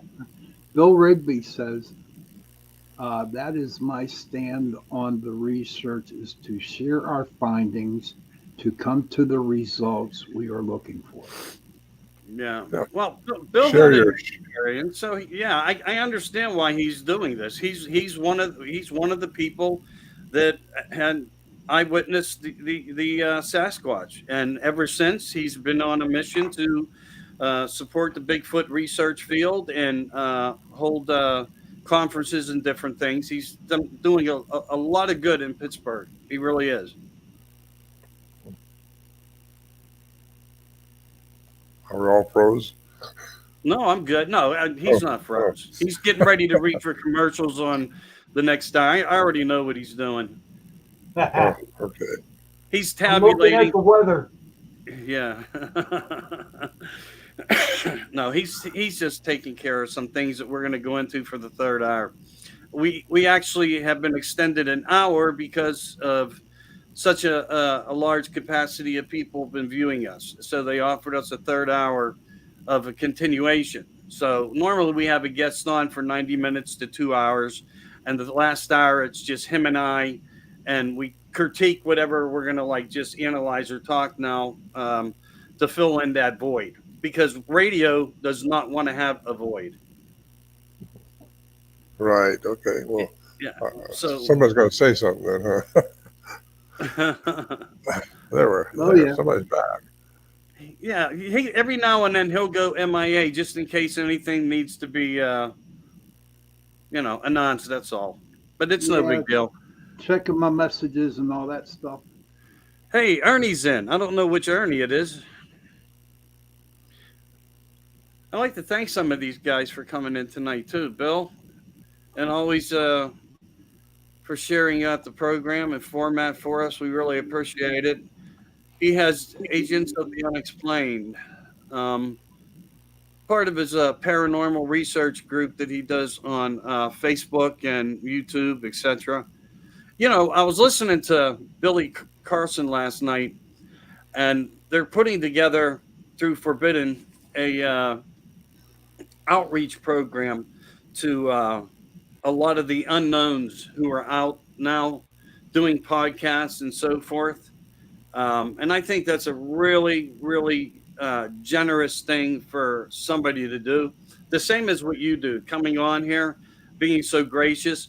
Billy now is going to acknowledge people who are always overlooked out here, who work very hard that he finds, and give them a stepping stone with some of his help. I And like Billy Carson. He's yeah, a smart guy, very smart. Yeah. yeah, he is, and he came from a very difficult background, but he learned at a young age. There was one way to do it in life, and that's doing it for yourself and believing in yourself, focusing into the future and ahead. That's why I do what I do. I mean, I may not be, a big guy, and that's okay. But like I said, I've had a pretty interesting life, and when my family looks at me, I was the black sheep. Michael was the black sheep, the long-haired kid, never wore a shirt, always showed up to work, did my thing, got picked on, got called the names. I was always the one with the weird nickname. And here I am, doing things that I enjoy. Probably smarter than I ever was. And, because the truth of the matter is, I didn't like school. Now, if they would have did this, if they would have did ancient history in school, really taught things, except for a I don't know, history book or whatever you call them, which to me had no. I read the book, I think, within the first 10 days of the school year, and I knew what was in the book, and I didn't have any more interest in the class. It was like nothing there. But when I do this kind of thing, it's endless. Yeah. A book has a beginning and a book has an end. And if they're going to teach you only from that book, it has no gain. What happened to everything that's left out or that you didn't mention? So if people were to go off books and go into the topics, it's endless. It's an endless supply of knowledge and learning. If people would only do that and I hope our educational system catches on to that soon someday, because I hope so. I know we're having a lot of difficulties with the teachings right now, and that really upsets me. But there was a question that I wanted to ask you. It's not coming to my head right now. I'm going to think on it. Sean, do you have anything you'd like to Yes. ask Ron? Yes, I do. Ron, you're an author, correct? You write books? Yes, they are. Okay. Would you like to tell Yes, our they are. audience? Would you like to Well, tell our audience? I produced 2 CDs with the sounds on them and narrated, one by me, one by Jonathan Frakes, Star Trek Next Generation. But I've written 2 books. Well, my first book is my chronicle, which is called Voices in the Wilderness. And it's the years I've been doing this. It was 40 some odd years when I wrote it.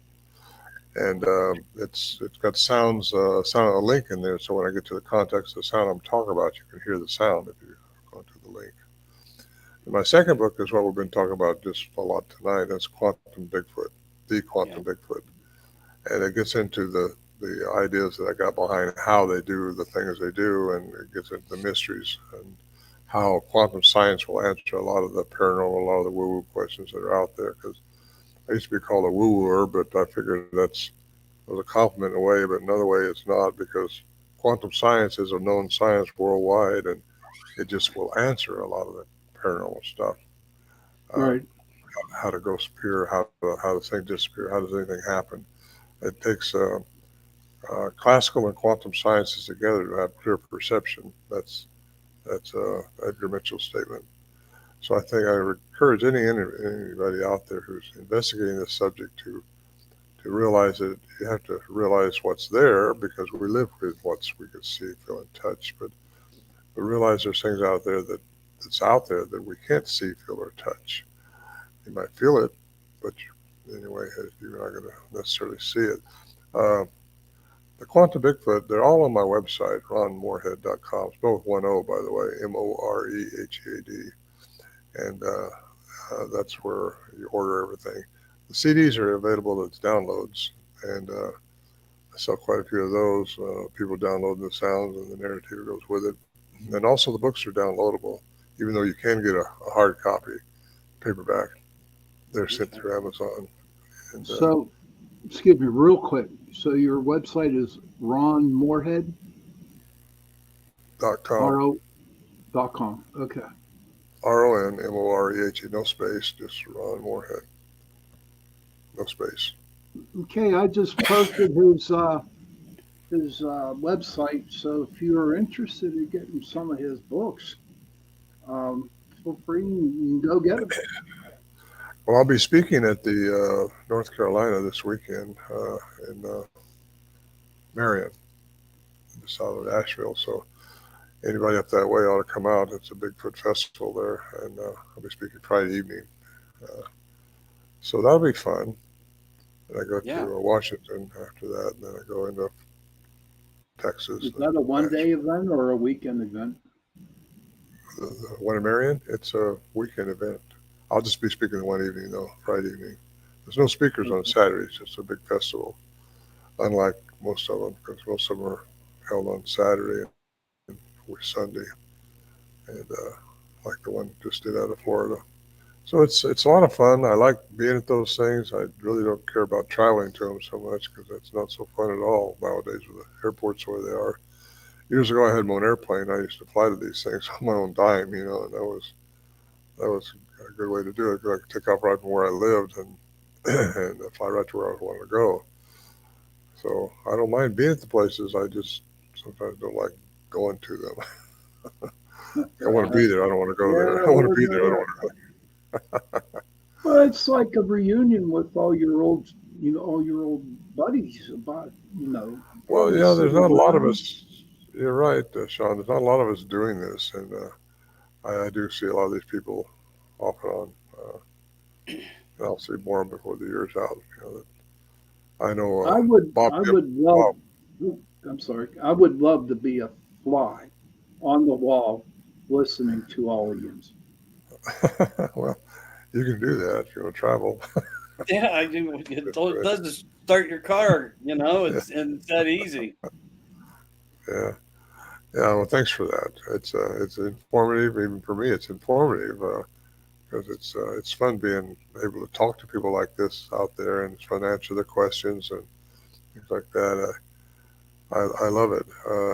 What we have to watch for in this embodiment is ego. We got to keep our egos down and master your ego. But it's like somebody said, well, what about your ego? Because some people are just in it for the ego, trying to be somebody that their mind made up. Well, it's like combing your hair to go to church, but you don't go to church and stand up and tell everybody how good you look. I think that's the difference between being okay and mastering your ego, because it's fun being asked to go to places and do things. It is, and it's all I do nowadays. I retired from business years ago, and I got into this what I'm doing now, talking to people and visiting and trying to answer questions. I get a lot of emails every day from people wondering about this or wondering about that, and I try to respond to all of them. I try to. So it's a lot of fun, and you can reach me also through my website, ronmoorehead.com, www.ronmoorehead.com. Oh shit! What, did you put it up wrong? Yeah. Oh, if people just write Moorehead, you're gonna find I'm all over. I'm anal about this. Something else. The subtitle of my book is bringing science and spirituality back together, because quantum Bigfoot gets into who we are etherically, which is our consciousness, and we don't have to be religious, but you're spiritual whether you like it or not, because you can't die. Your spirituality can't die. Your consciousness can't die. So that's kind of important, I think, to know who you are as a human, especially if you're going to go in the woods looking for Bigfoot. Know who you are as a human, what you can do as a human, and know your limitations as a human, but then realize you're more than that, and start working towards getting more than that. And we've been taught how to do that by the ancient masters, but very few of us can walk on water right now. I get wet every time I try. I've always sank. I hear you. One more question. I can't turn water into wine yet either. Huh? Okay. Ron, have you ever had contact with? Yeah, they haven't been listening. Yeah, well, maybe they just. I'm trying to figure out who's Facebook user. We're getting a lot of unknowns tonight. Like the names aren't Yeah, I coming know. through. Well, I've never shook hands with anyone, any of them.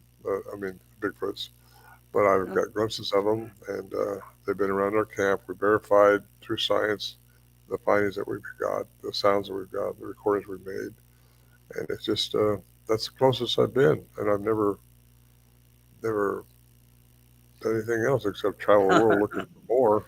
Oh, okay. Thank you. Well, Um, we got a uh, couple more minutes.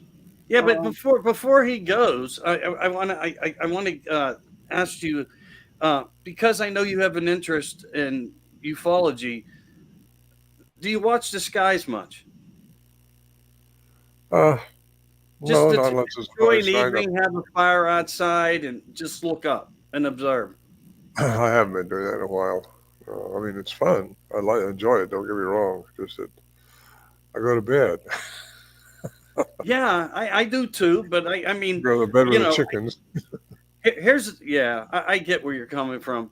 It's just me is that's part of my fascination. So I gotta allow for a couple hours of the dark. You know what I mean? I go out there. I want to sit down. I want to look up, and Good for you. hope that I see something. Because Well, and I you have will. I do. You're You absolutely will. right. I do. Some things I can analyze what they are. Other things I still don't know what they are. I Up at don't. our camp one time, Michael, I saw a UFO come down. A big ball of blue light come down. We lost it behind the trees, but at the same time, this Bigfoot stuff was going on. So I really feel like there's a connection. I've also interviewed a guy, a firefighter, who hunts probably 15, 20 miles from where our camp is as the crow flies. And he watched the Bigfoot and the UFO in the daytime for probably 20 minutes. And I know the mountain where he did that, where it happened, but a lot of reports of UFOs and Bigfoot come together. But I don't think, you asked me earlier if there's a element in Pilates where these people are missing. You don't know that. I think UFOs have more to do that than with Bigfoot. Bigfoot and UFOs have a connection, but I'm not sure that I don't think Bigfoot is protecting them. Even though there's that little boy in Yosemite that got lost for 3 days, and he said a bear was keeping him warm. Right. That's kind of questionable, isn't it? However, a lot of them are here to help us. A lot of people claim that they have a guide that's a Bigfoot. A lot of Native Americans do, and a lot of people just don't want to believe it at all.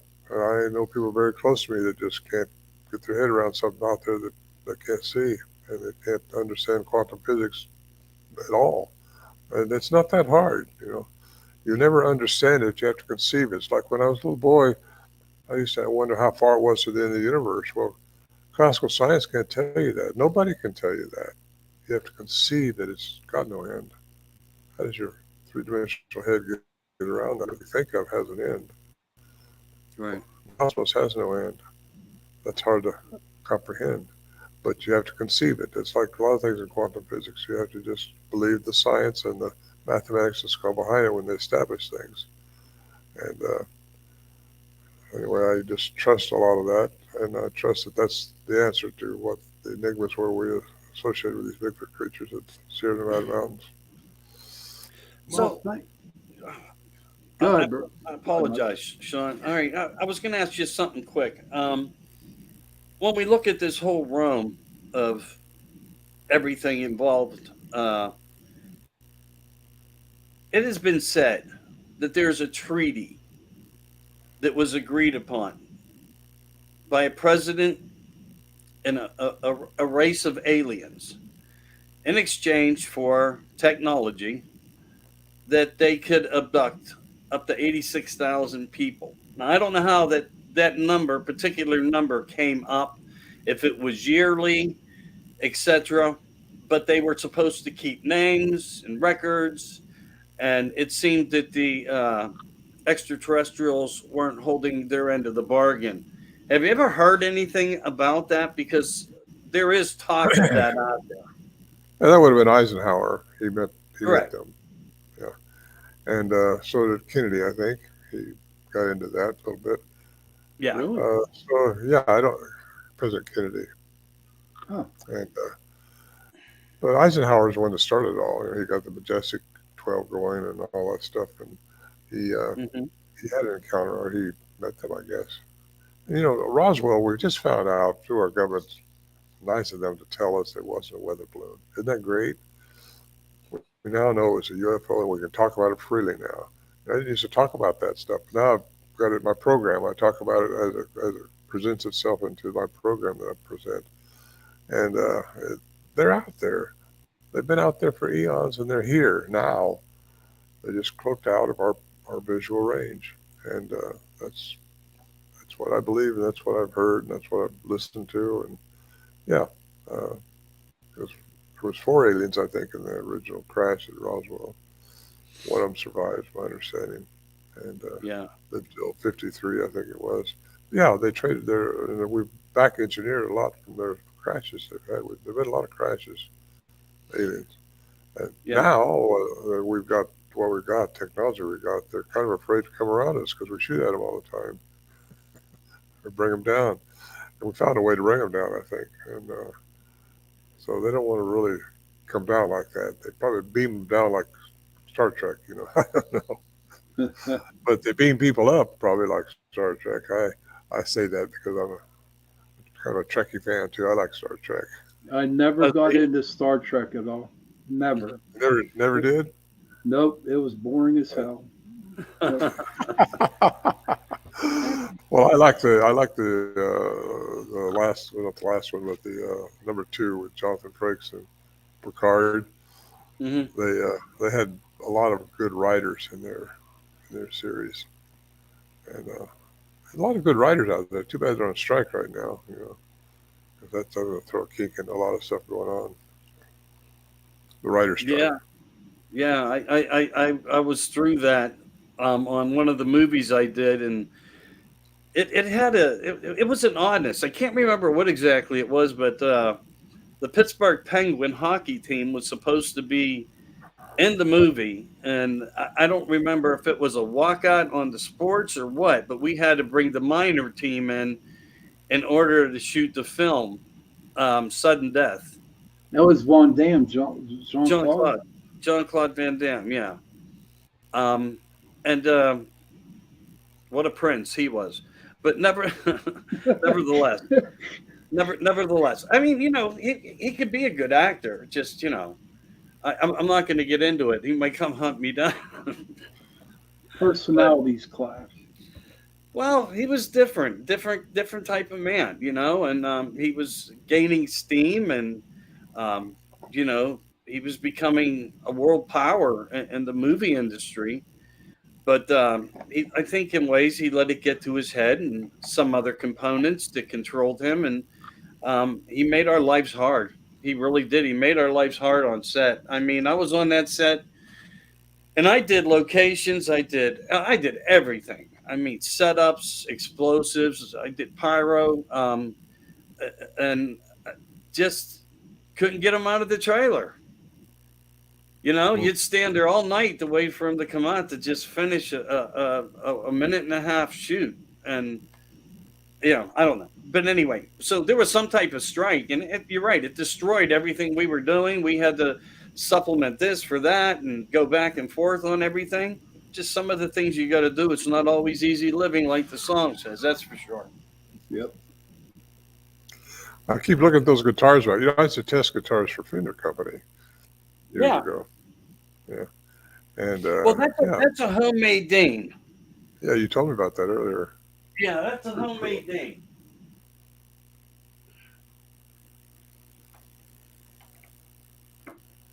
They got the Marzio pickups in it.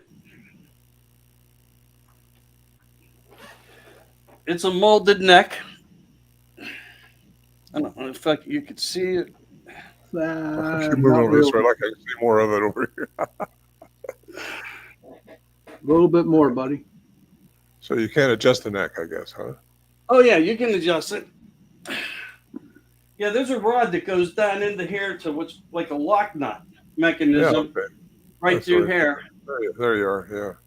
Yeah. Yeah.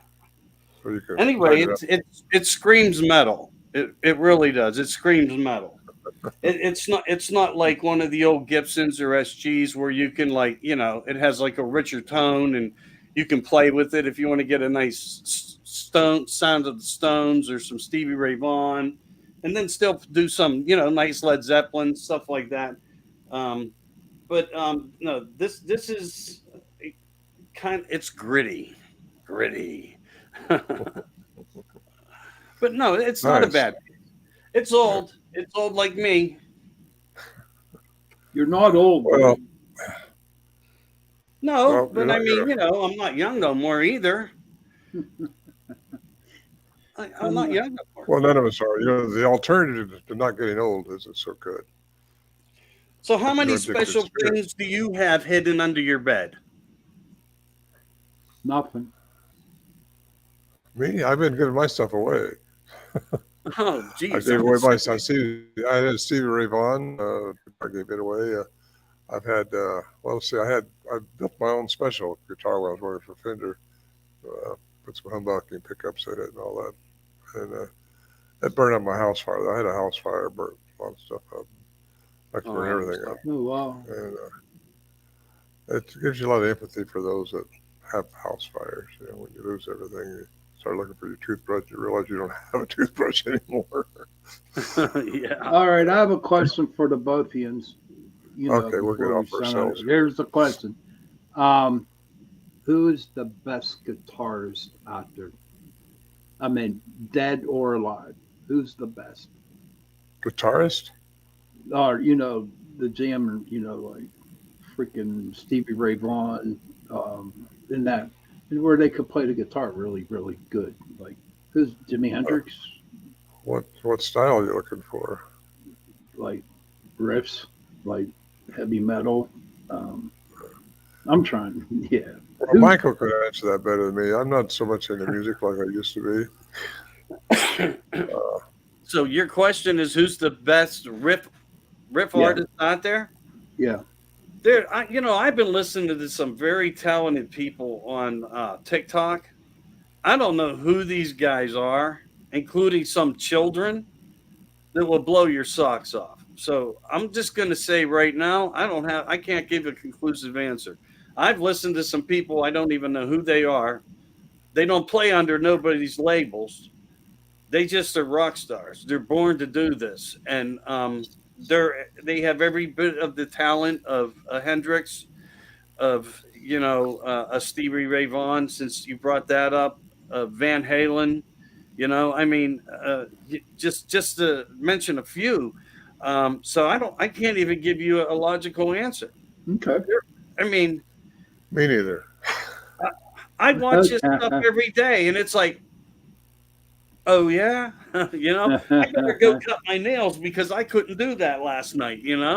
Right. But the problem for me is I've had reflex sympathetic dystrophy, and they've cut my hands open a lot, and I'm having disformity. And when I try to, so doing four finger chords is like almost impossible now, but I can do 3 fingers still. My pinky finger doesn't like to move when my brain tells it to also. Okay. So I'm starting to get that. It's kind of like a deluxe. There's a name for it, like arthritis, maybe. Well, your head's telling you to do your finger to do it, and it doesn't know how to respond to your signal. It's like I'm losing the communication between that fundamental and the finger.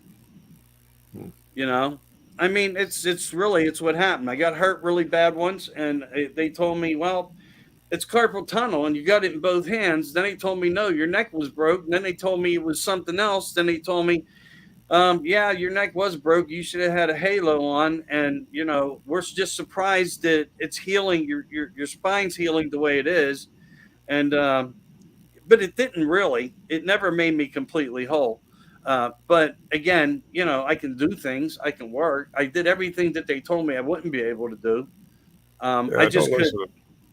Yeah, I just. They tell you the worst thing they can tell you. So if you get better, you'll feel good about it.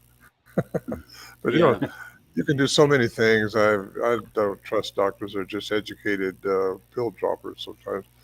But I got my back thrown out here just a few weeks or a couple months ago now, and the government tells the doctors what they can and can't do anymore. You go to a doctor. I Yeah. said, give me a prescription for something to help my pain because I blew this disc out. And he prescribes me 2 Tylenol off the shelf. Are you serious, man? Well, until I could go to pain management, right? Then I don't Well, like Wow. to talk everything's about pain that. management now. No, there's Yeah. no normalcy, not even for a man in his 80s who pulls his back and has a nerve injury. Well, yeah, That's they can't give ridiculous. me any drugs because they're afraid I'll be a drug addict. You got to give a urine test and everything like that in order to qualify for certain things. They have a Can I, protocol back here that's just, I think it's wow. ridiculous. It's like if What you don't I go through what, these steps, it's been over 2 months now since that happened to me, and I'm still in pain.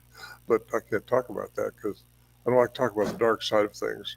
Just whatever you feed your energy, whatever you feed your thoughts in, is where your energy is going to go, and you want your energy to stay high, Right. right, Carrie? That's my yeah. wife walking by there. Beautiful woman. 800, here's what I do. I use for pain because I got arthritis. Is 800 milligrams of ibuprofen. Yeah, That's what I use, and it works. You want to yeah. hear something that's really strange, guys, and I want you to be careful about what you just brought up, and what they told you to take. Now, there's some scientific information out there on ibuprofen and aspirin. By taking it over a period of years, causes blindness. Oh, I did not know that. Did Yeah, not they're know not that. going to tell you, but it's happened. I was Well, I don't think listening to a show. any of this any of this pharmacy stuff is just all for money, and a lot of it helps. Don't get me wrong, but once alien and AI gets involved in all this, a lot of this stuff's going to change for the next Oh generation. yeah, And AI is really going to make some big changes. And alien comes down, and a lot of the aliens are AI, and you won't tell the difference. So, like these new hybrids. anyway, well, they're not even hybrids. They're just well, they are, but they've learned how to, I think, transfer their consciousness into an alien, the consciousness into an AI. That's the scary Yeah. part there when consciousness, because the higher we can get our consciousness, the higher dimension, I'd say, and you do that, everybody has every dimension within themselves. It's just attitude and where you go with it is going to take you to a higher level. So we'll have to get higher level, and you do that through love and compassion. Love and compassion. I'll go back to that. Don't entertain the dark side too much because wherever you put your wherever you put your wherever you put your energies, you know what I mean. Yeah. Oh yeah, My bedtime. It's absolutely. my bedtime. Yeah, I know. Just Okay. thank you for being on the show tonight. Well, thank you for having me. It's been an absolute joy. I'm glad you enjoyed. No, I'm glad you enjoyed yourself. I wish You would happiness like. for everybody. Huh? Cool. Well, you So guys how take care. can? Okay, real quick before you leave, how can somebody get a hold of you and your books? Oh, again, okay. Well, Hmm. ronmorehead.com. www.ronmorehead.com. No space, no dot, no nothing. ronmorehead.com. And my books are there. It's in my store that's on there. And you can download the CDs, download the books, or you can order hard copies through Amazon. It's through my website, but that's the best way to do it. Amazon takes a big enough bite out of it as it is. But Cool. anyway, and you can also contact me through my website. And I get those quite regularly. That's awesome. So glad you had me on. Glad you could I'm, ask me Yeah, some thank I you serious for enjoyed questions. it. being on. I Thank enjoyed you. it. I really I did. did too. And I want to say this with an open policy of honesty to you. If you get bored and you want to do a road trip, call me. A road trip to where? Where I would don't you go? know. I've been everywhere. Pick a spot and we'll head there. I've rode giant manta rays down in Mexico. I've spoke at the Darwin Museum of National Science in Moscow. been in Nepal, trekking through the whole country of Nepal, actually, and I've done a lot of things. I've traveled this whole United States too, by car and by plane. I've owned several airplanes, and I just I've had a lot of fun. I've had an enjoyable, wonderful life. So That's all the that only reason I'm matters, around man. nowadays so I can talk my talk, do what I'm doing with you guys. So the more I can do Well, that, are you going to be up? more. Are you going to be in Pennsylvania this summer? I don't have anything planned there now, unless somebody asks me. Okay. That's a hint, I, Mike. That's a hint to you. well, I need a convention or something to go to. That's where I sell my books No, most I days. get that. I get that. I get that. Yeah, that was If anybody hits me up or something, I'll definitely make sure that you're Well, I'm somebody. still vertical. As long as I Okay. remain vertical, this is what I'll do. Yeah. Yeah. Yeah, we all hope for that, don't we? Well, yeah, you do, because you want more experiences. That's what we're all about, experiences. Yes, exactly. It's the secret of life. Why are we here? And We're here to get hopefully I'll graduate, see my get to I'll a see higher my dimension. Bigfoot. You want to see Bigfoot? I want to see Well, you my can't make it Bigfoot. happen. I got the do's and don'ts in my book and my program. Okay, What I not will to do definitely is just do as that. important. What not to do is just as important as what you do. Mhm. Do. That's a word, isn't it? Do. Remember, like I told you last time, you're a legend, just like Stairway to Heaven. Yes. Well, I'm, thank and you, I'm Sir bowing Michael. to you too, buddy. Thank you, Sir Sean. I appreciate you guys a lot. Do I sign off or you Appreciate sign you. me off? You can sign off. Oh, really? Okay. Well, I'll take you care. out. You too, All right, buddy. brother. Love you. I'm out.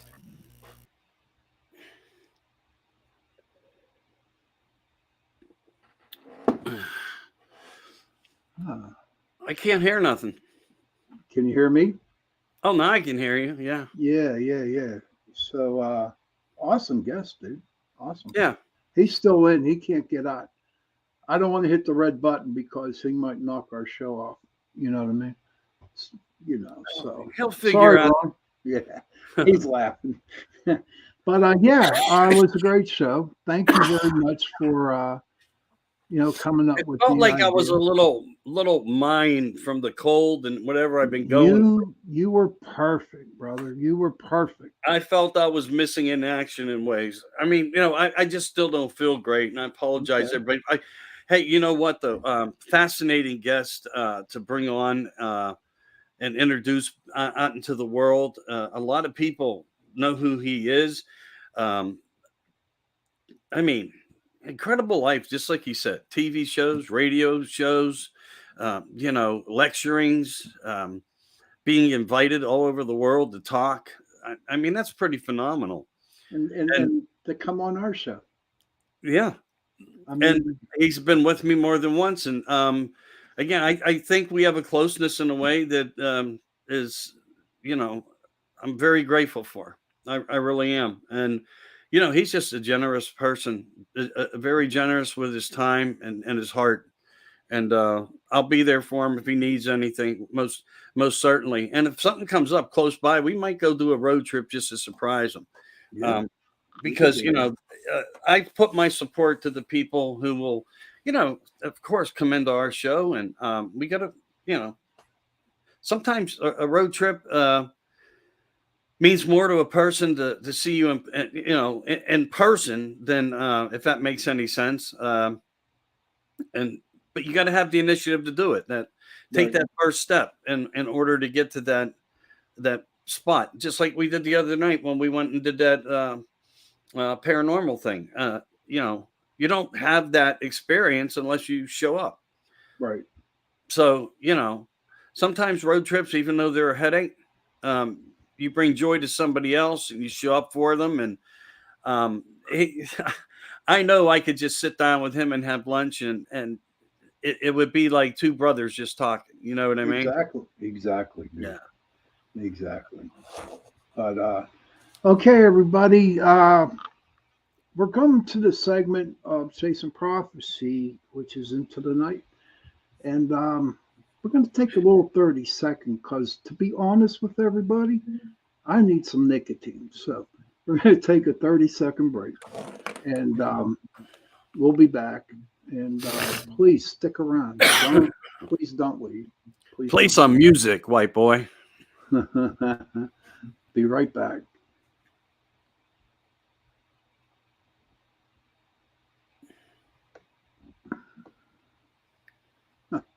I can find it.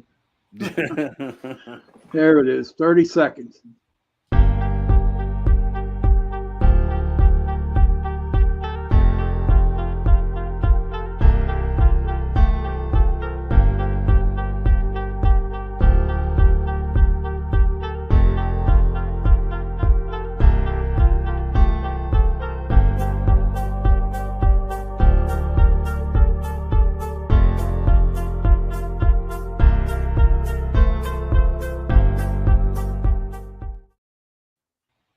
Well, welcome back into this segment with Into the Night on the third hour of the Chasing Prophecy show.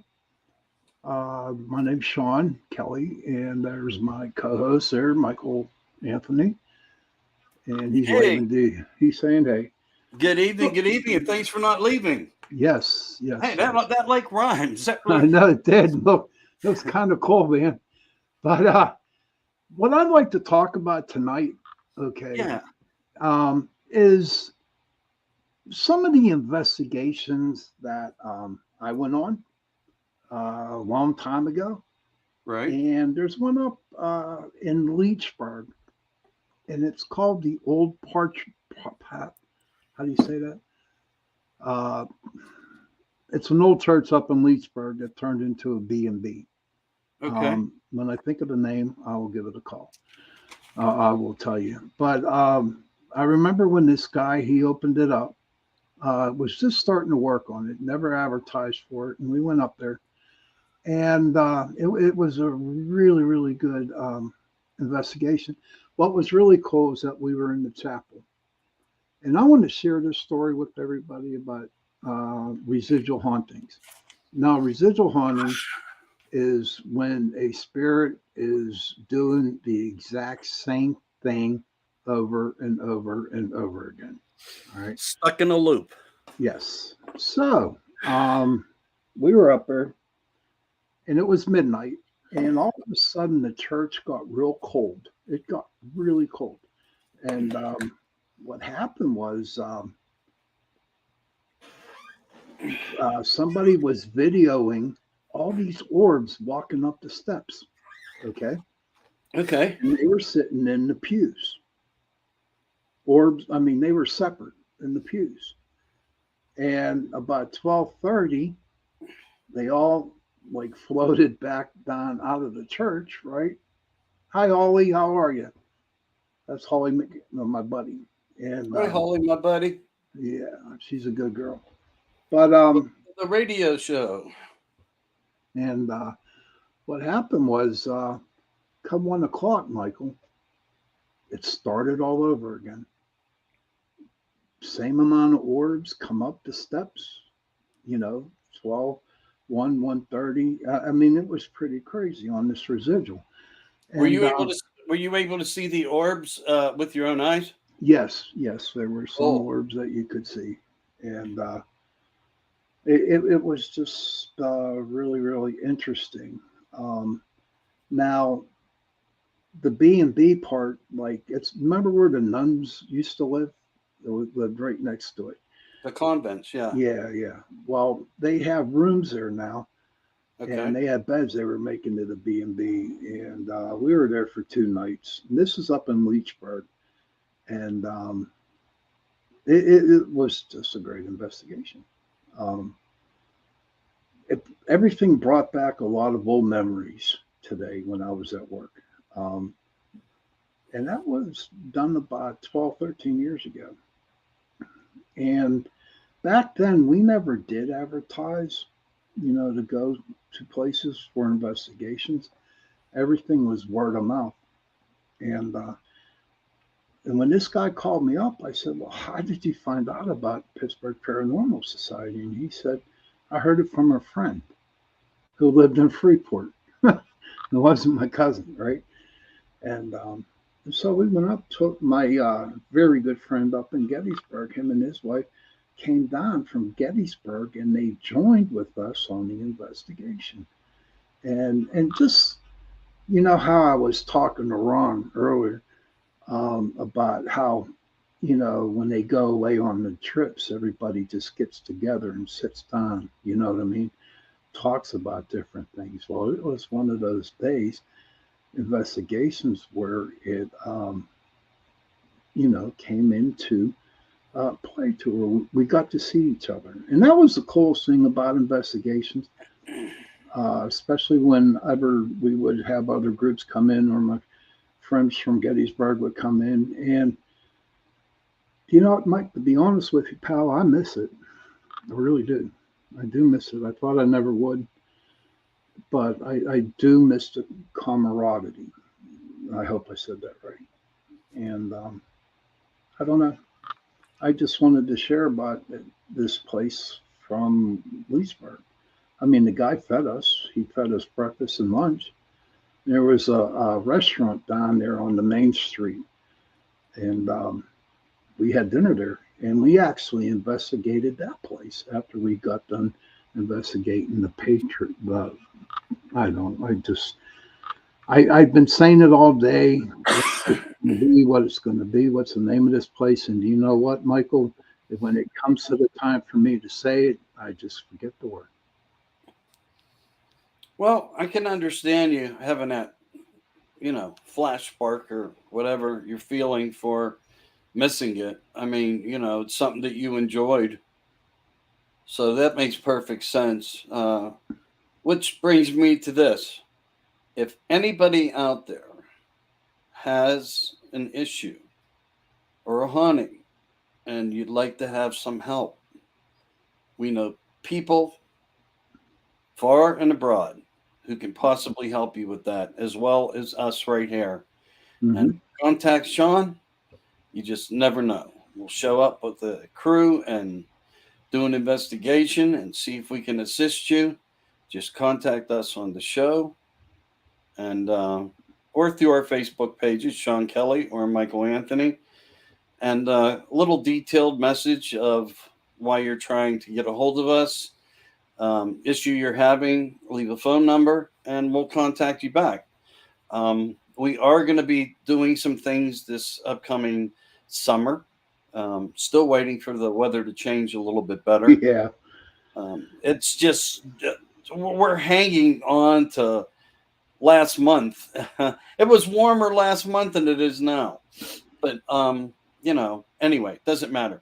We're going to be out and about. And if you have any hot spots for Bigfoot in the Pennsylvania area or for UFOs, if you think you got a hot spot, please contact us. Let us know where they are. We love to hear from you.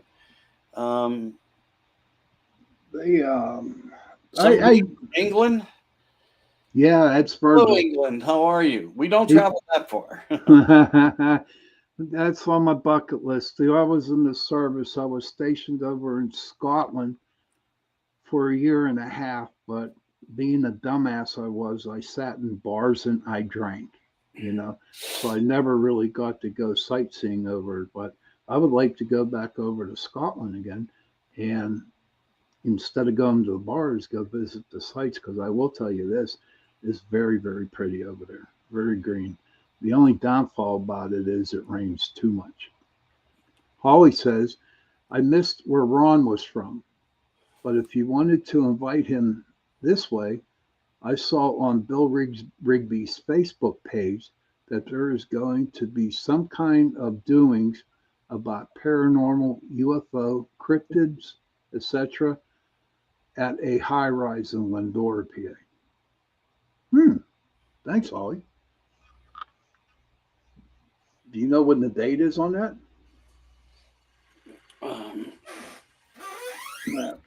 They talking about that paranormal thing going on in Lindora, right? Yeah, I think so. I was at it last year. I met Bill Rigby up there and hung out with him for maybe a couple hours, maybe an hour. Did you enjoy it, though? Pardon me? Did you enjoy it? I didn't really go in. I was hanging out with Bill. I pretty much knew who all the speakers were, and I knew what they were all going to say. Mm-hmm. If you follow this, you're going to know what the people are going to lecture about. So I'm not trying to be negative. I stayed out front with Bill at the entrance door and was just shooting the shit with him. Because, like I said, I had to head up to camp and so forth. But I was there. I hung out with some of the people that I knew. Bill Rigby was one of them. And after a short stay, just hanging out, I headed north, and that's what I did. But I knew I was going to be going through town, or I could take my way through that part of town and stop. So I thought it was the honorable thing to do. Show up, say hi to everybody, whatnot. And that's what I did. I know they got one coming up in September. That's where our what was his name? He'll be on the 30th. He wrote that book. Max, yeah. Max is going to that one up there. No, he'll be in Lindor. I think it's Lindor. I'm not sure. There was another Bigfoot UFO type of thing going on. But, since we're still part of Chasing Prophecy, and yes, I basically lost everything, what I wanted to talk about. So we have some important news that we could share with our people if you would like to do that this Sunday. Would you like to take it away? This Sunday at 9:00. Yes. We will also be joining you live on Facebook, YouTube, and many other theatrical social media platforms, as well as 107.7, 105.3, Mississippi and New Orleans on UPRN radio. Between 9 and 11, it's a hot spot. And Joe, back in the producing department, had made this arrangement for a little test type spot. Yep. And told you if we wanted it, we could have it. And that should be pretty fascinating because we're already doing something on Sundays and just generating some public notoriety on some of the smaller platforms. But now we're going to be on all the worldwide syndicate stuff that we are on Chasing Prophecy. Mm-hmm. So you'll be able to hear us on Sunday nights. We'll talk paranormal. We'll talk just everything. Conspiracies. I mean, we're not going to take anything off the table, and we can bring anything on the table we want. Right. That came from the producers. Said, no worries. Talk about whatever you guys want to. You've got listeners. So we're going to do the best we can for you to keep you interested. We'll also do open line phone calls. So make a note. Sunday night around 9:00. Get your coffee, your popcorn, a beer, a glass of wine, whatever it takes. We're going to talk ghost stories and everything. Look forward to it. We'll be starting that this upcoming Sunday. Yes, sir. And I am really, really looking forward to it. I mean, like you were saying before, it is the best spot during the week, Sunday night, 9 to 11. And I enjoyed doing a show with Michael. We hit it off okay, and I enjoy it. Cause, he hates it when I tell you this, but I do learn a lot from him. And so it's just going to be even better. And I think it's going to work out. I really believe that. What is the name of our show? America Disclosing Uncensored. Let me type that in. All right. Sure. America Disclosing. Oh, okay. America. I don't know. I'm tired, buddy. I know. Here's the thing. They asked us to do 3 hours, and it's not hard to do. No, it isn't. If my job would actually let me, would schedule me early on Tuesdays. Jobs don't do things that make your life easier. They dictate life to you. That's what the alarm clock does. This is what I tell everybody. The invention of the alarm clock wasn't to tell you when it was going to be 9 in the morning. It's going to tell you it's time to wake the hell up and get ready for work. It's time to wake the hell up and get the kids ready for school. It's time for this. It's time for that. It's time for dinner. You know, it's time to take the kids to the park. It's time to take the dog for a walk. It's all about time because they connected time into our lives as a control mechanism. That's, I mean, you know, otherwise we wouldn't even have to worry about it. Just look in the sky, know whereabouts the sun is, and you know what time it is. I mean, you know, plenty of times people say to me, you know, the kids or something, say, what time is it? And I'd say, well, by looking at where the sun is, it's probably getting near 4 o'clock. And they, you know, sometimes grin at me like, yeah, sure. And then they look at the clock and, oh, you're right. You know, it's what you get used to. The ancients had to look at the sky and figure out ways to track time, which they did, and the adjustments came, and here we're living them. Because, like you said, I'm tired of looking at a clock. You know what I mean? I don't even want to look at a clock. When I'm at work, I know when 2 hours comes up, I'll just glance up at the clock and I know it's 2 hours. Do you know what I mean? And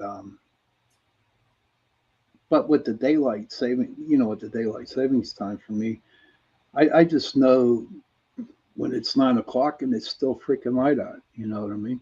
And then it's like 6 o'clock in the wintertime and it's dark. It's dark. And so it just, I don't know. But I thought my job would be pretty cool by letting me work kind of early because, to be honest with you, dude, honestly, if I got done at 2, then I'd take my nap and I'd be a little bit more prepared for this third hour. You know what I mean? I have no problem doing 3 hours. But how can you do a show when you had a very, very, very outstanding guest for the first 2? You mean, how do you do a third hour? Yeah, I mean, our guests were. Do what you're doing now. I mean, come on, man, have some faith in yourself here. Do what you're doing now. Oh. All right, so here, maybe I can help you with this. Sex, lies, and castles. Is it possible that Princess Diana had a daughter? We're going to go diving deep into that, possibly next week, as we dig in for some more information to get some more verification. There may be some truth behind it. Will it be fact or fiction? You'll have to wait to find out next Sunday. Yes. I told you I'd find a way to put it in. Yeah, I know. It kind of like, I'm glad that you did. But you know what? I watch Tech Talk a lot. And whenever they were having the coronation going on over there, right? Everybody was like, look at that. Look at that. Look at that. Look at that reptilian. Look at that ET there. Look at that. And then, like, I'm thinking to myself when I'm watching these things, I'm like, do I need to fall for this? Or is there some kind of truth into it? But I kind of like it. You know what I mean? I do like it. And another thing that I hear, and you can probably help me out if you want to, I hear a lot of people on TikTok say that Hillary Clinton's dead, Joe Biden's dead, and it's just clones. And same way with Pelosi, she didn't get arrested. I'm just wondering, what I wonder is, how do these people know if they're dead or not? Can you help me out here a little bit? You know, the ones that are dead? Yeah. I mean, you look at a picture of Joe Biden and he put another one up there next, and they're totally different people. Seriously. Same way with Nancy I Pelosi. know there's some indifferences of, and there are some elements of mask wearing and body doubles. You know, I would say this to everybody: until I see a body, I won't believe it. Um, I think a lot of what America is looking at right now is the same thing that I've mentioned all along for the past 3 years. You know, every division of social media even has been interjected with spineless bullshit people who create narratives to control most people. Meaning, if they can make you believe in something that gives you hope, that cognitive dissonance bullshit that was mentioned actually by Ron also, Yeah. uh, then possibly people will get lost in it and not know what to believe, because what is real won't seem to actually weigh with any benefit, even though it's fact. So, you know, I mean, when you hear about 17 and QAnon and all these theories, all these dates that come, and all these dates that are gone, and this is going to happen, that's going to happen, and Trump's going to be back in office. None of it's genuine. People are lost in the fact that they believe it's genuine news. And I say it's basically all just made up to keep people compliant, to believe that there's something bigger going to happen. It's always going to come. It never does, but it will. But it never does, but it's going to. But it never does, but it's going to get here eventually. Yeah, maybe by the time the next election comes around. And that's the only way back in. But by doing that, it keeps people controlled and busy enough to keep researching on stuff. So you're not watching the true component of the lies and the agenda that's being placed in front of you. You're too busy tied up being watched into all these other narratives. It's not always what looks important that is important. I'll just say that. And so, I mean, that gives you a little bit of my theory of my conspiracy there. I thought you were going to tell me something about this Nemacolin Castle at 136 Front Street, Brownsville, PA, 15417. What is that about? The Nemacolin Castle. Oh my God! Like back in 2006 when I first started PPS. I call Nemacolin Castle. It's huge, huge. I don't know the backstory behind it, but we always heard that it was haunted, right? And so it was around Christmas because they had people, singing Christmas carols and walking around. They were doing a little tour of the place. And after the tours was over, then we got to go in. And there was a lot of amazing things that happened that night. And the coolest story in the world, and there's like 6, 7 people that actually witnessed this. Some of them like me now, some of them don't. A lot of them don't. But we were in a room. It was a little girl's room. And there, the old rocking horses where they rock back and forth? Hobby horse, right? Yeah. Okay. It started to go back and forth by itself. Ooh. Yeah. And then a guy came up and he told it to go faster. Can you make that horse go faster? Honest to God, dude, it was it was crazy. Then who's this? Who's good evening, gentlemen? Finally made it. Oh, we have a dude from Ghana in here too. Ghana. Hello, Ghana. How are you, brother? Or sister? Yeah, that's the first. But it was such an interesting investigation. They will not let groups go down there anymore to investigate because other groups ruined it for other groups, and I know it was like one of the best ones ever. Now, if you look at the mirrors, and this was interesting, the old mirrors back then. Oh, it's Squatch. It's Squatch again. Hey, Squatch. So the old mirrors that were in the rooms were on the top of the dressers. You all right there, brother? I hope Not you're really. okay, man.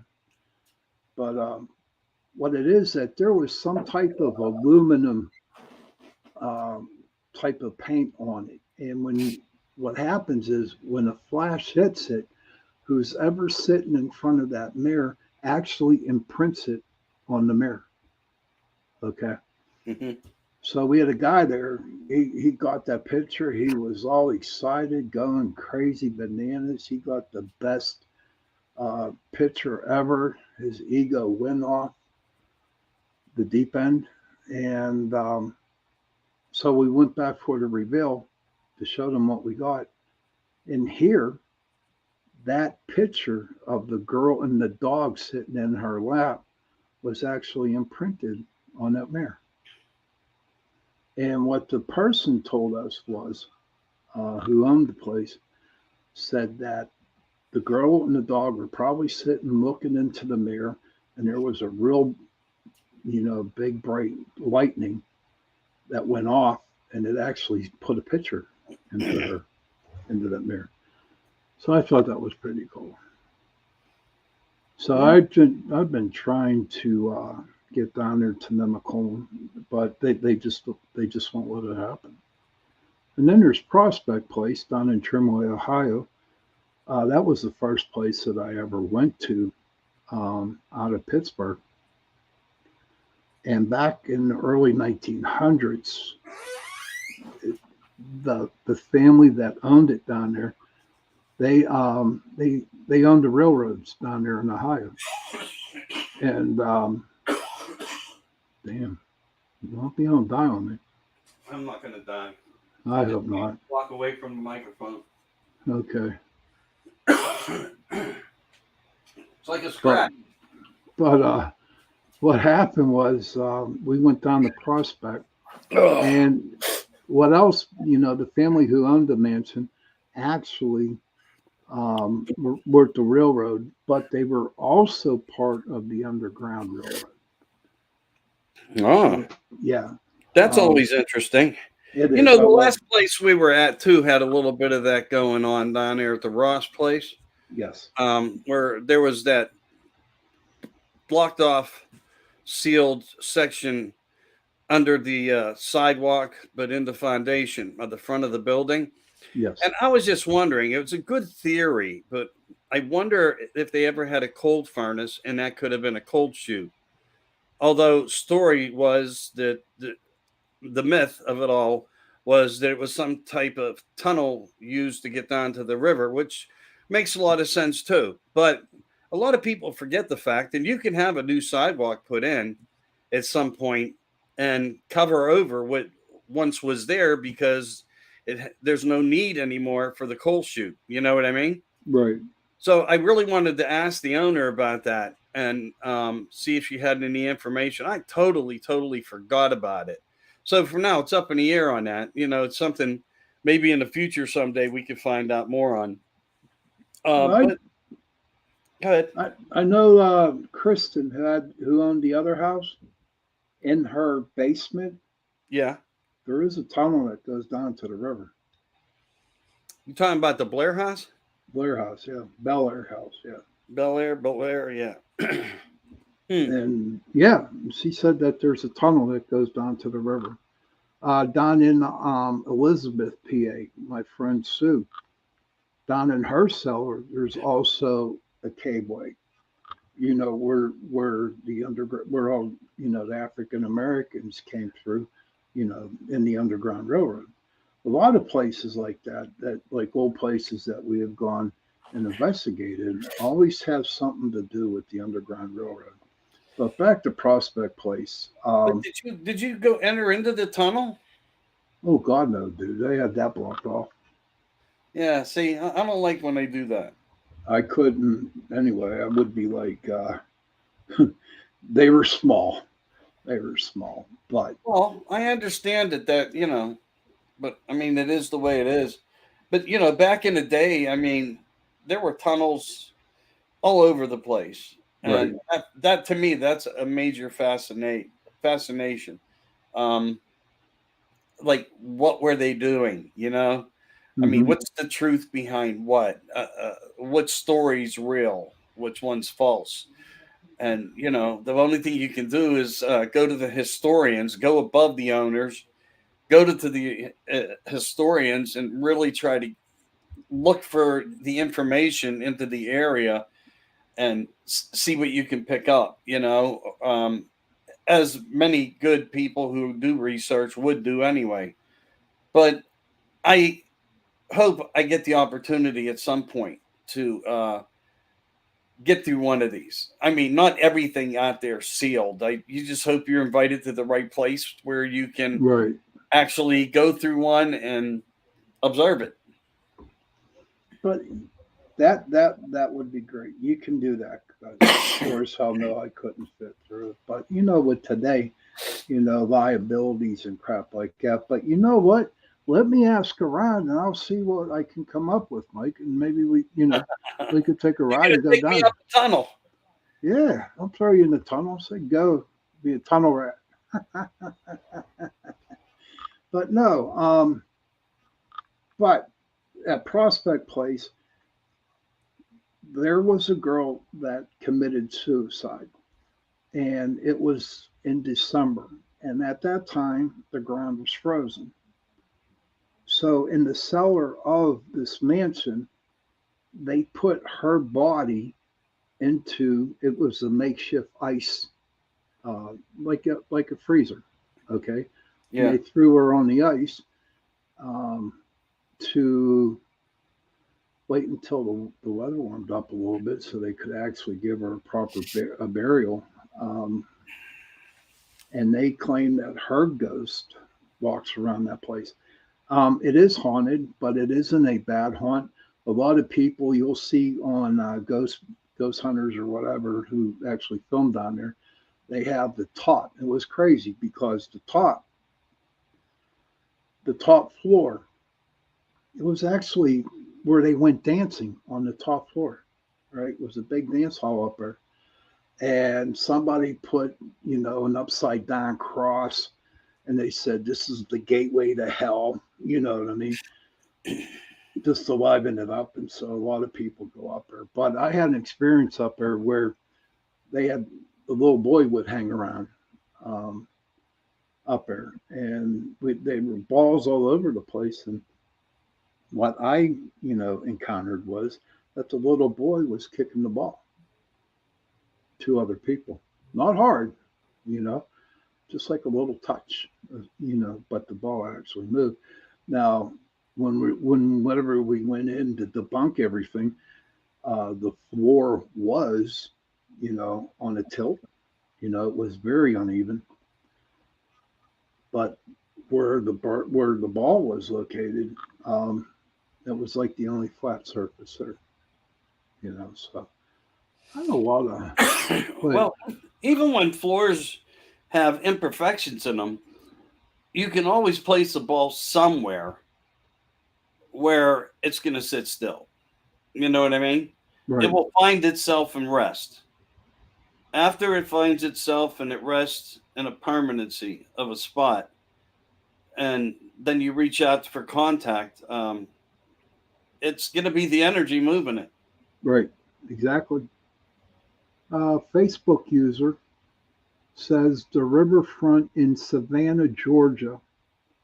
They are accessible also. You would absolutely love it. Many hauntings down there.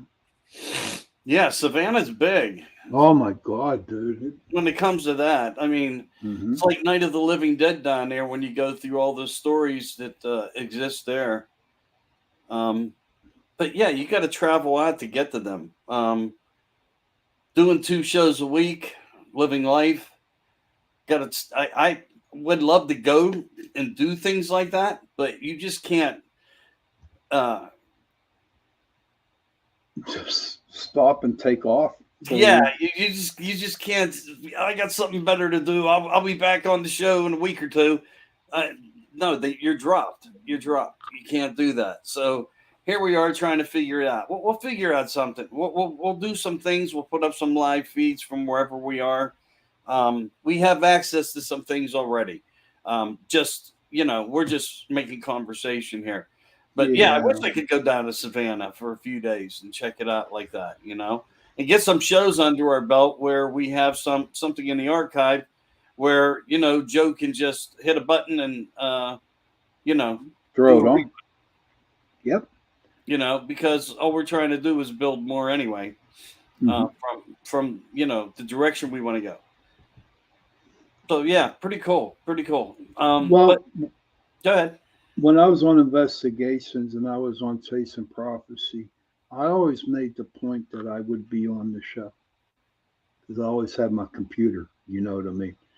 And when I remember I was down in Virginia and we had a show and I was on it, you know what I mean? So I've done them from my phone before too. Yeah. You never know if it's going to work 100%. Oh, but because believe it or not, you'd figure hotels would have good Wi-Fi. They actually don't. You know what I mean? They don't. Yeah. They probably do. I'm probably just overthinking it. I hope you feel better there, brother. I got like a deep scratch this evening. That's all I can tell you. I don't know. In the throat? Yeah. Wow. I've had so many different symptoms. Whatever I caught, it's pathetic. And that's the truth. From fever, body aches, sore throats to the throat. Not really a sore throat, a scratchy throat. Right. A little bit of congestion, body aches back, just up and down, back and forth. And I tried to just rest and whatnot to the point where, I couldn't even make myself rest. You know what I mean? I was doing all the right things, but I can't make anything happen any quicker than it is as far as that part. But yeah, sorry I sound so terrible.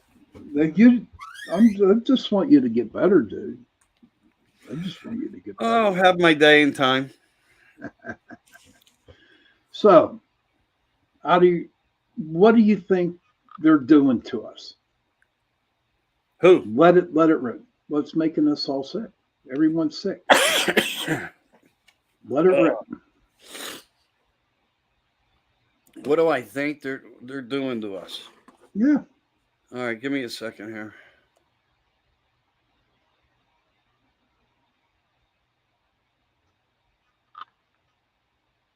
So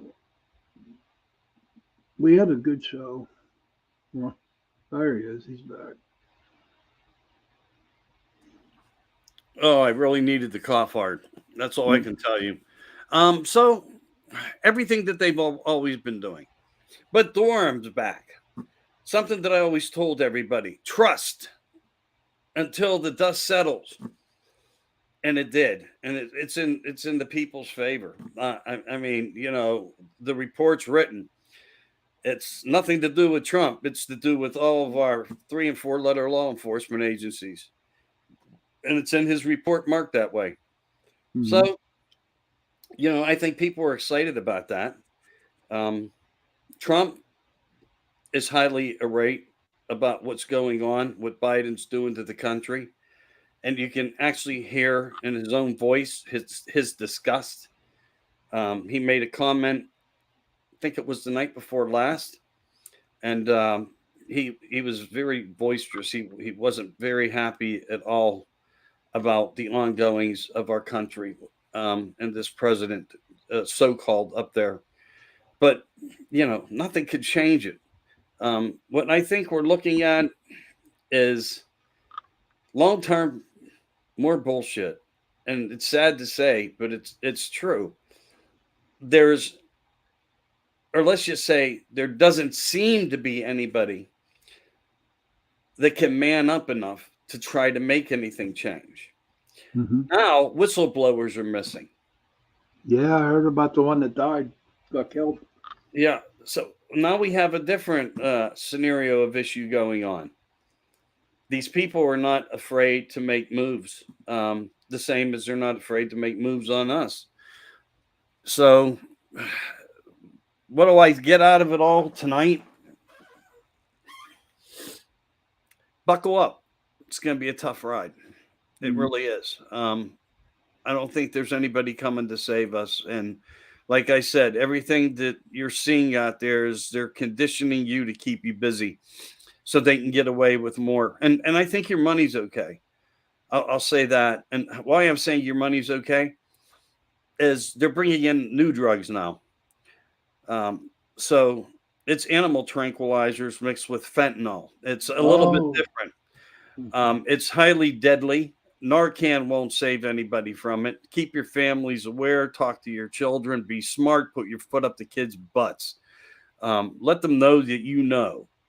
And you got to teach them. It's a shame you got to put this into a home platform educational system, but you have to do it. But here's the thing. You can't have 50,000 soldiers working across the United States selling drugs and working off digital currency, trackable currency. They can't just stop the cash. So relax. They're going to try to collect all the green out there that they can while they're doing their sales. And as long as, you see this objective happening, your money's still good. Nothing's just going to end. It won't. I mean, they were cooking their own gooses, Exactly. And too many people that they're already working with are expecting more, and they want it in the form of greenage. Unless they come to a new conclusion, like we're going to only deal diamonds and rubies, and Right. which is doubtful. Mm-hmm. I mean, we got to have a gemologist with you every time you do a dope deal. That ain't gonna happen. That's not going to happen either. But No. I just think people need to buckle up, stay tight, stay strong, prepare for the worst, and hope for the best. But we don't see anything coming. But we do see plans in place. How well will they be acted at? No one really knows. Everything so far up till now, we've had no convictions of anybody or anything or anyone. Are these people dead or alive? They're alive. They're not dead. Trump would address them as dead. He would actually do that if there was something like that going on. Not saying that these people aren't playing with a second deck in some ways with different actors. They are, but for now, that doesn't even matter. What should matter is how you can stay focused and protect yourself from the social anxieties that seem to be occurring. I don't see anything, in my view, that anything is going to happen terribly bad that has to do with America. If anything terribly bad happens besides the border and we see what's going on there, send 1,500 troops to stop them. And yet, in the hours of darkness, they're bringing them through another way. Yep. So they're not even stopping it. It's business as usual. They're just going to make things look like they should. Same with drag queens. Well, they were at St. Paul's the other night. Now they're going to be over at Hail Mary's or whatever you want to call it tomorrow. Once you find out about them, they move. They're like a snake in the grass. And once they get done with those ones, they'll pick another location and they'll put on some kind of show. So, fight for your kids, stay strong, pay attention to the school systems, and just be alert. Be alert.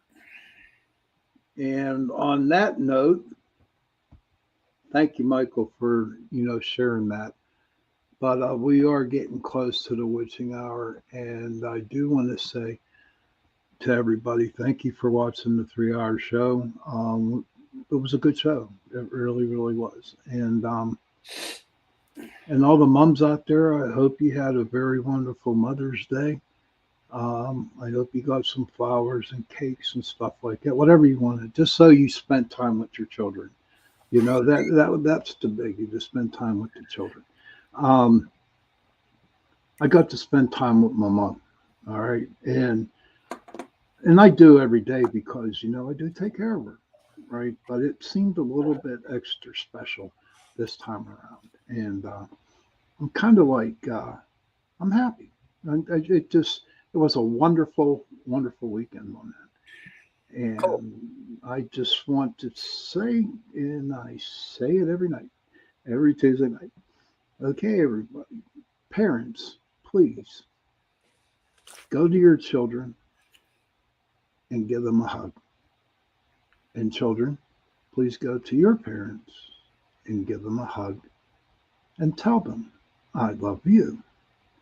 Now, if you don't have no parents, you don't have no children, please find somebody that, you can give a hug and say, I love you. Because you know what? Those 3 words, I love you, go a far, far way. And again, it is May, it is Mental Illness Month. Please, please, I beg you, please, to go give somebody a hug who needs help. Sit down and listen to them. Listen to them talk. Give them an ear. That's all you need to do. Give them an ear. Give them a hug. And you know what? They will definitely appreciate it. Because when I'm in that spot, and you all know that I do talk freely about my mental illness, okay? When someone comes up, gives me a hug and tells me, hey, you're all right, hey, that makes my whole day. Sometimes it makes my whole week. And on that note, we'll see you next Tuesday, 7:10 p.m. We got a good guest coming on next week. You'll definitely enjoy her. And I just want to wish everybody good night and have a nice, wonderful week. Good night, everybody. Take care.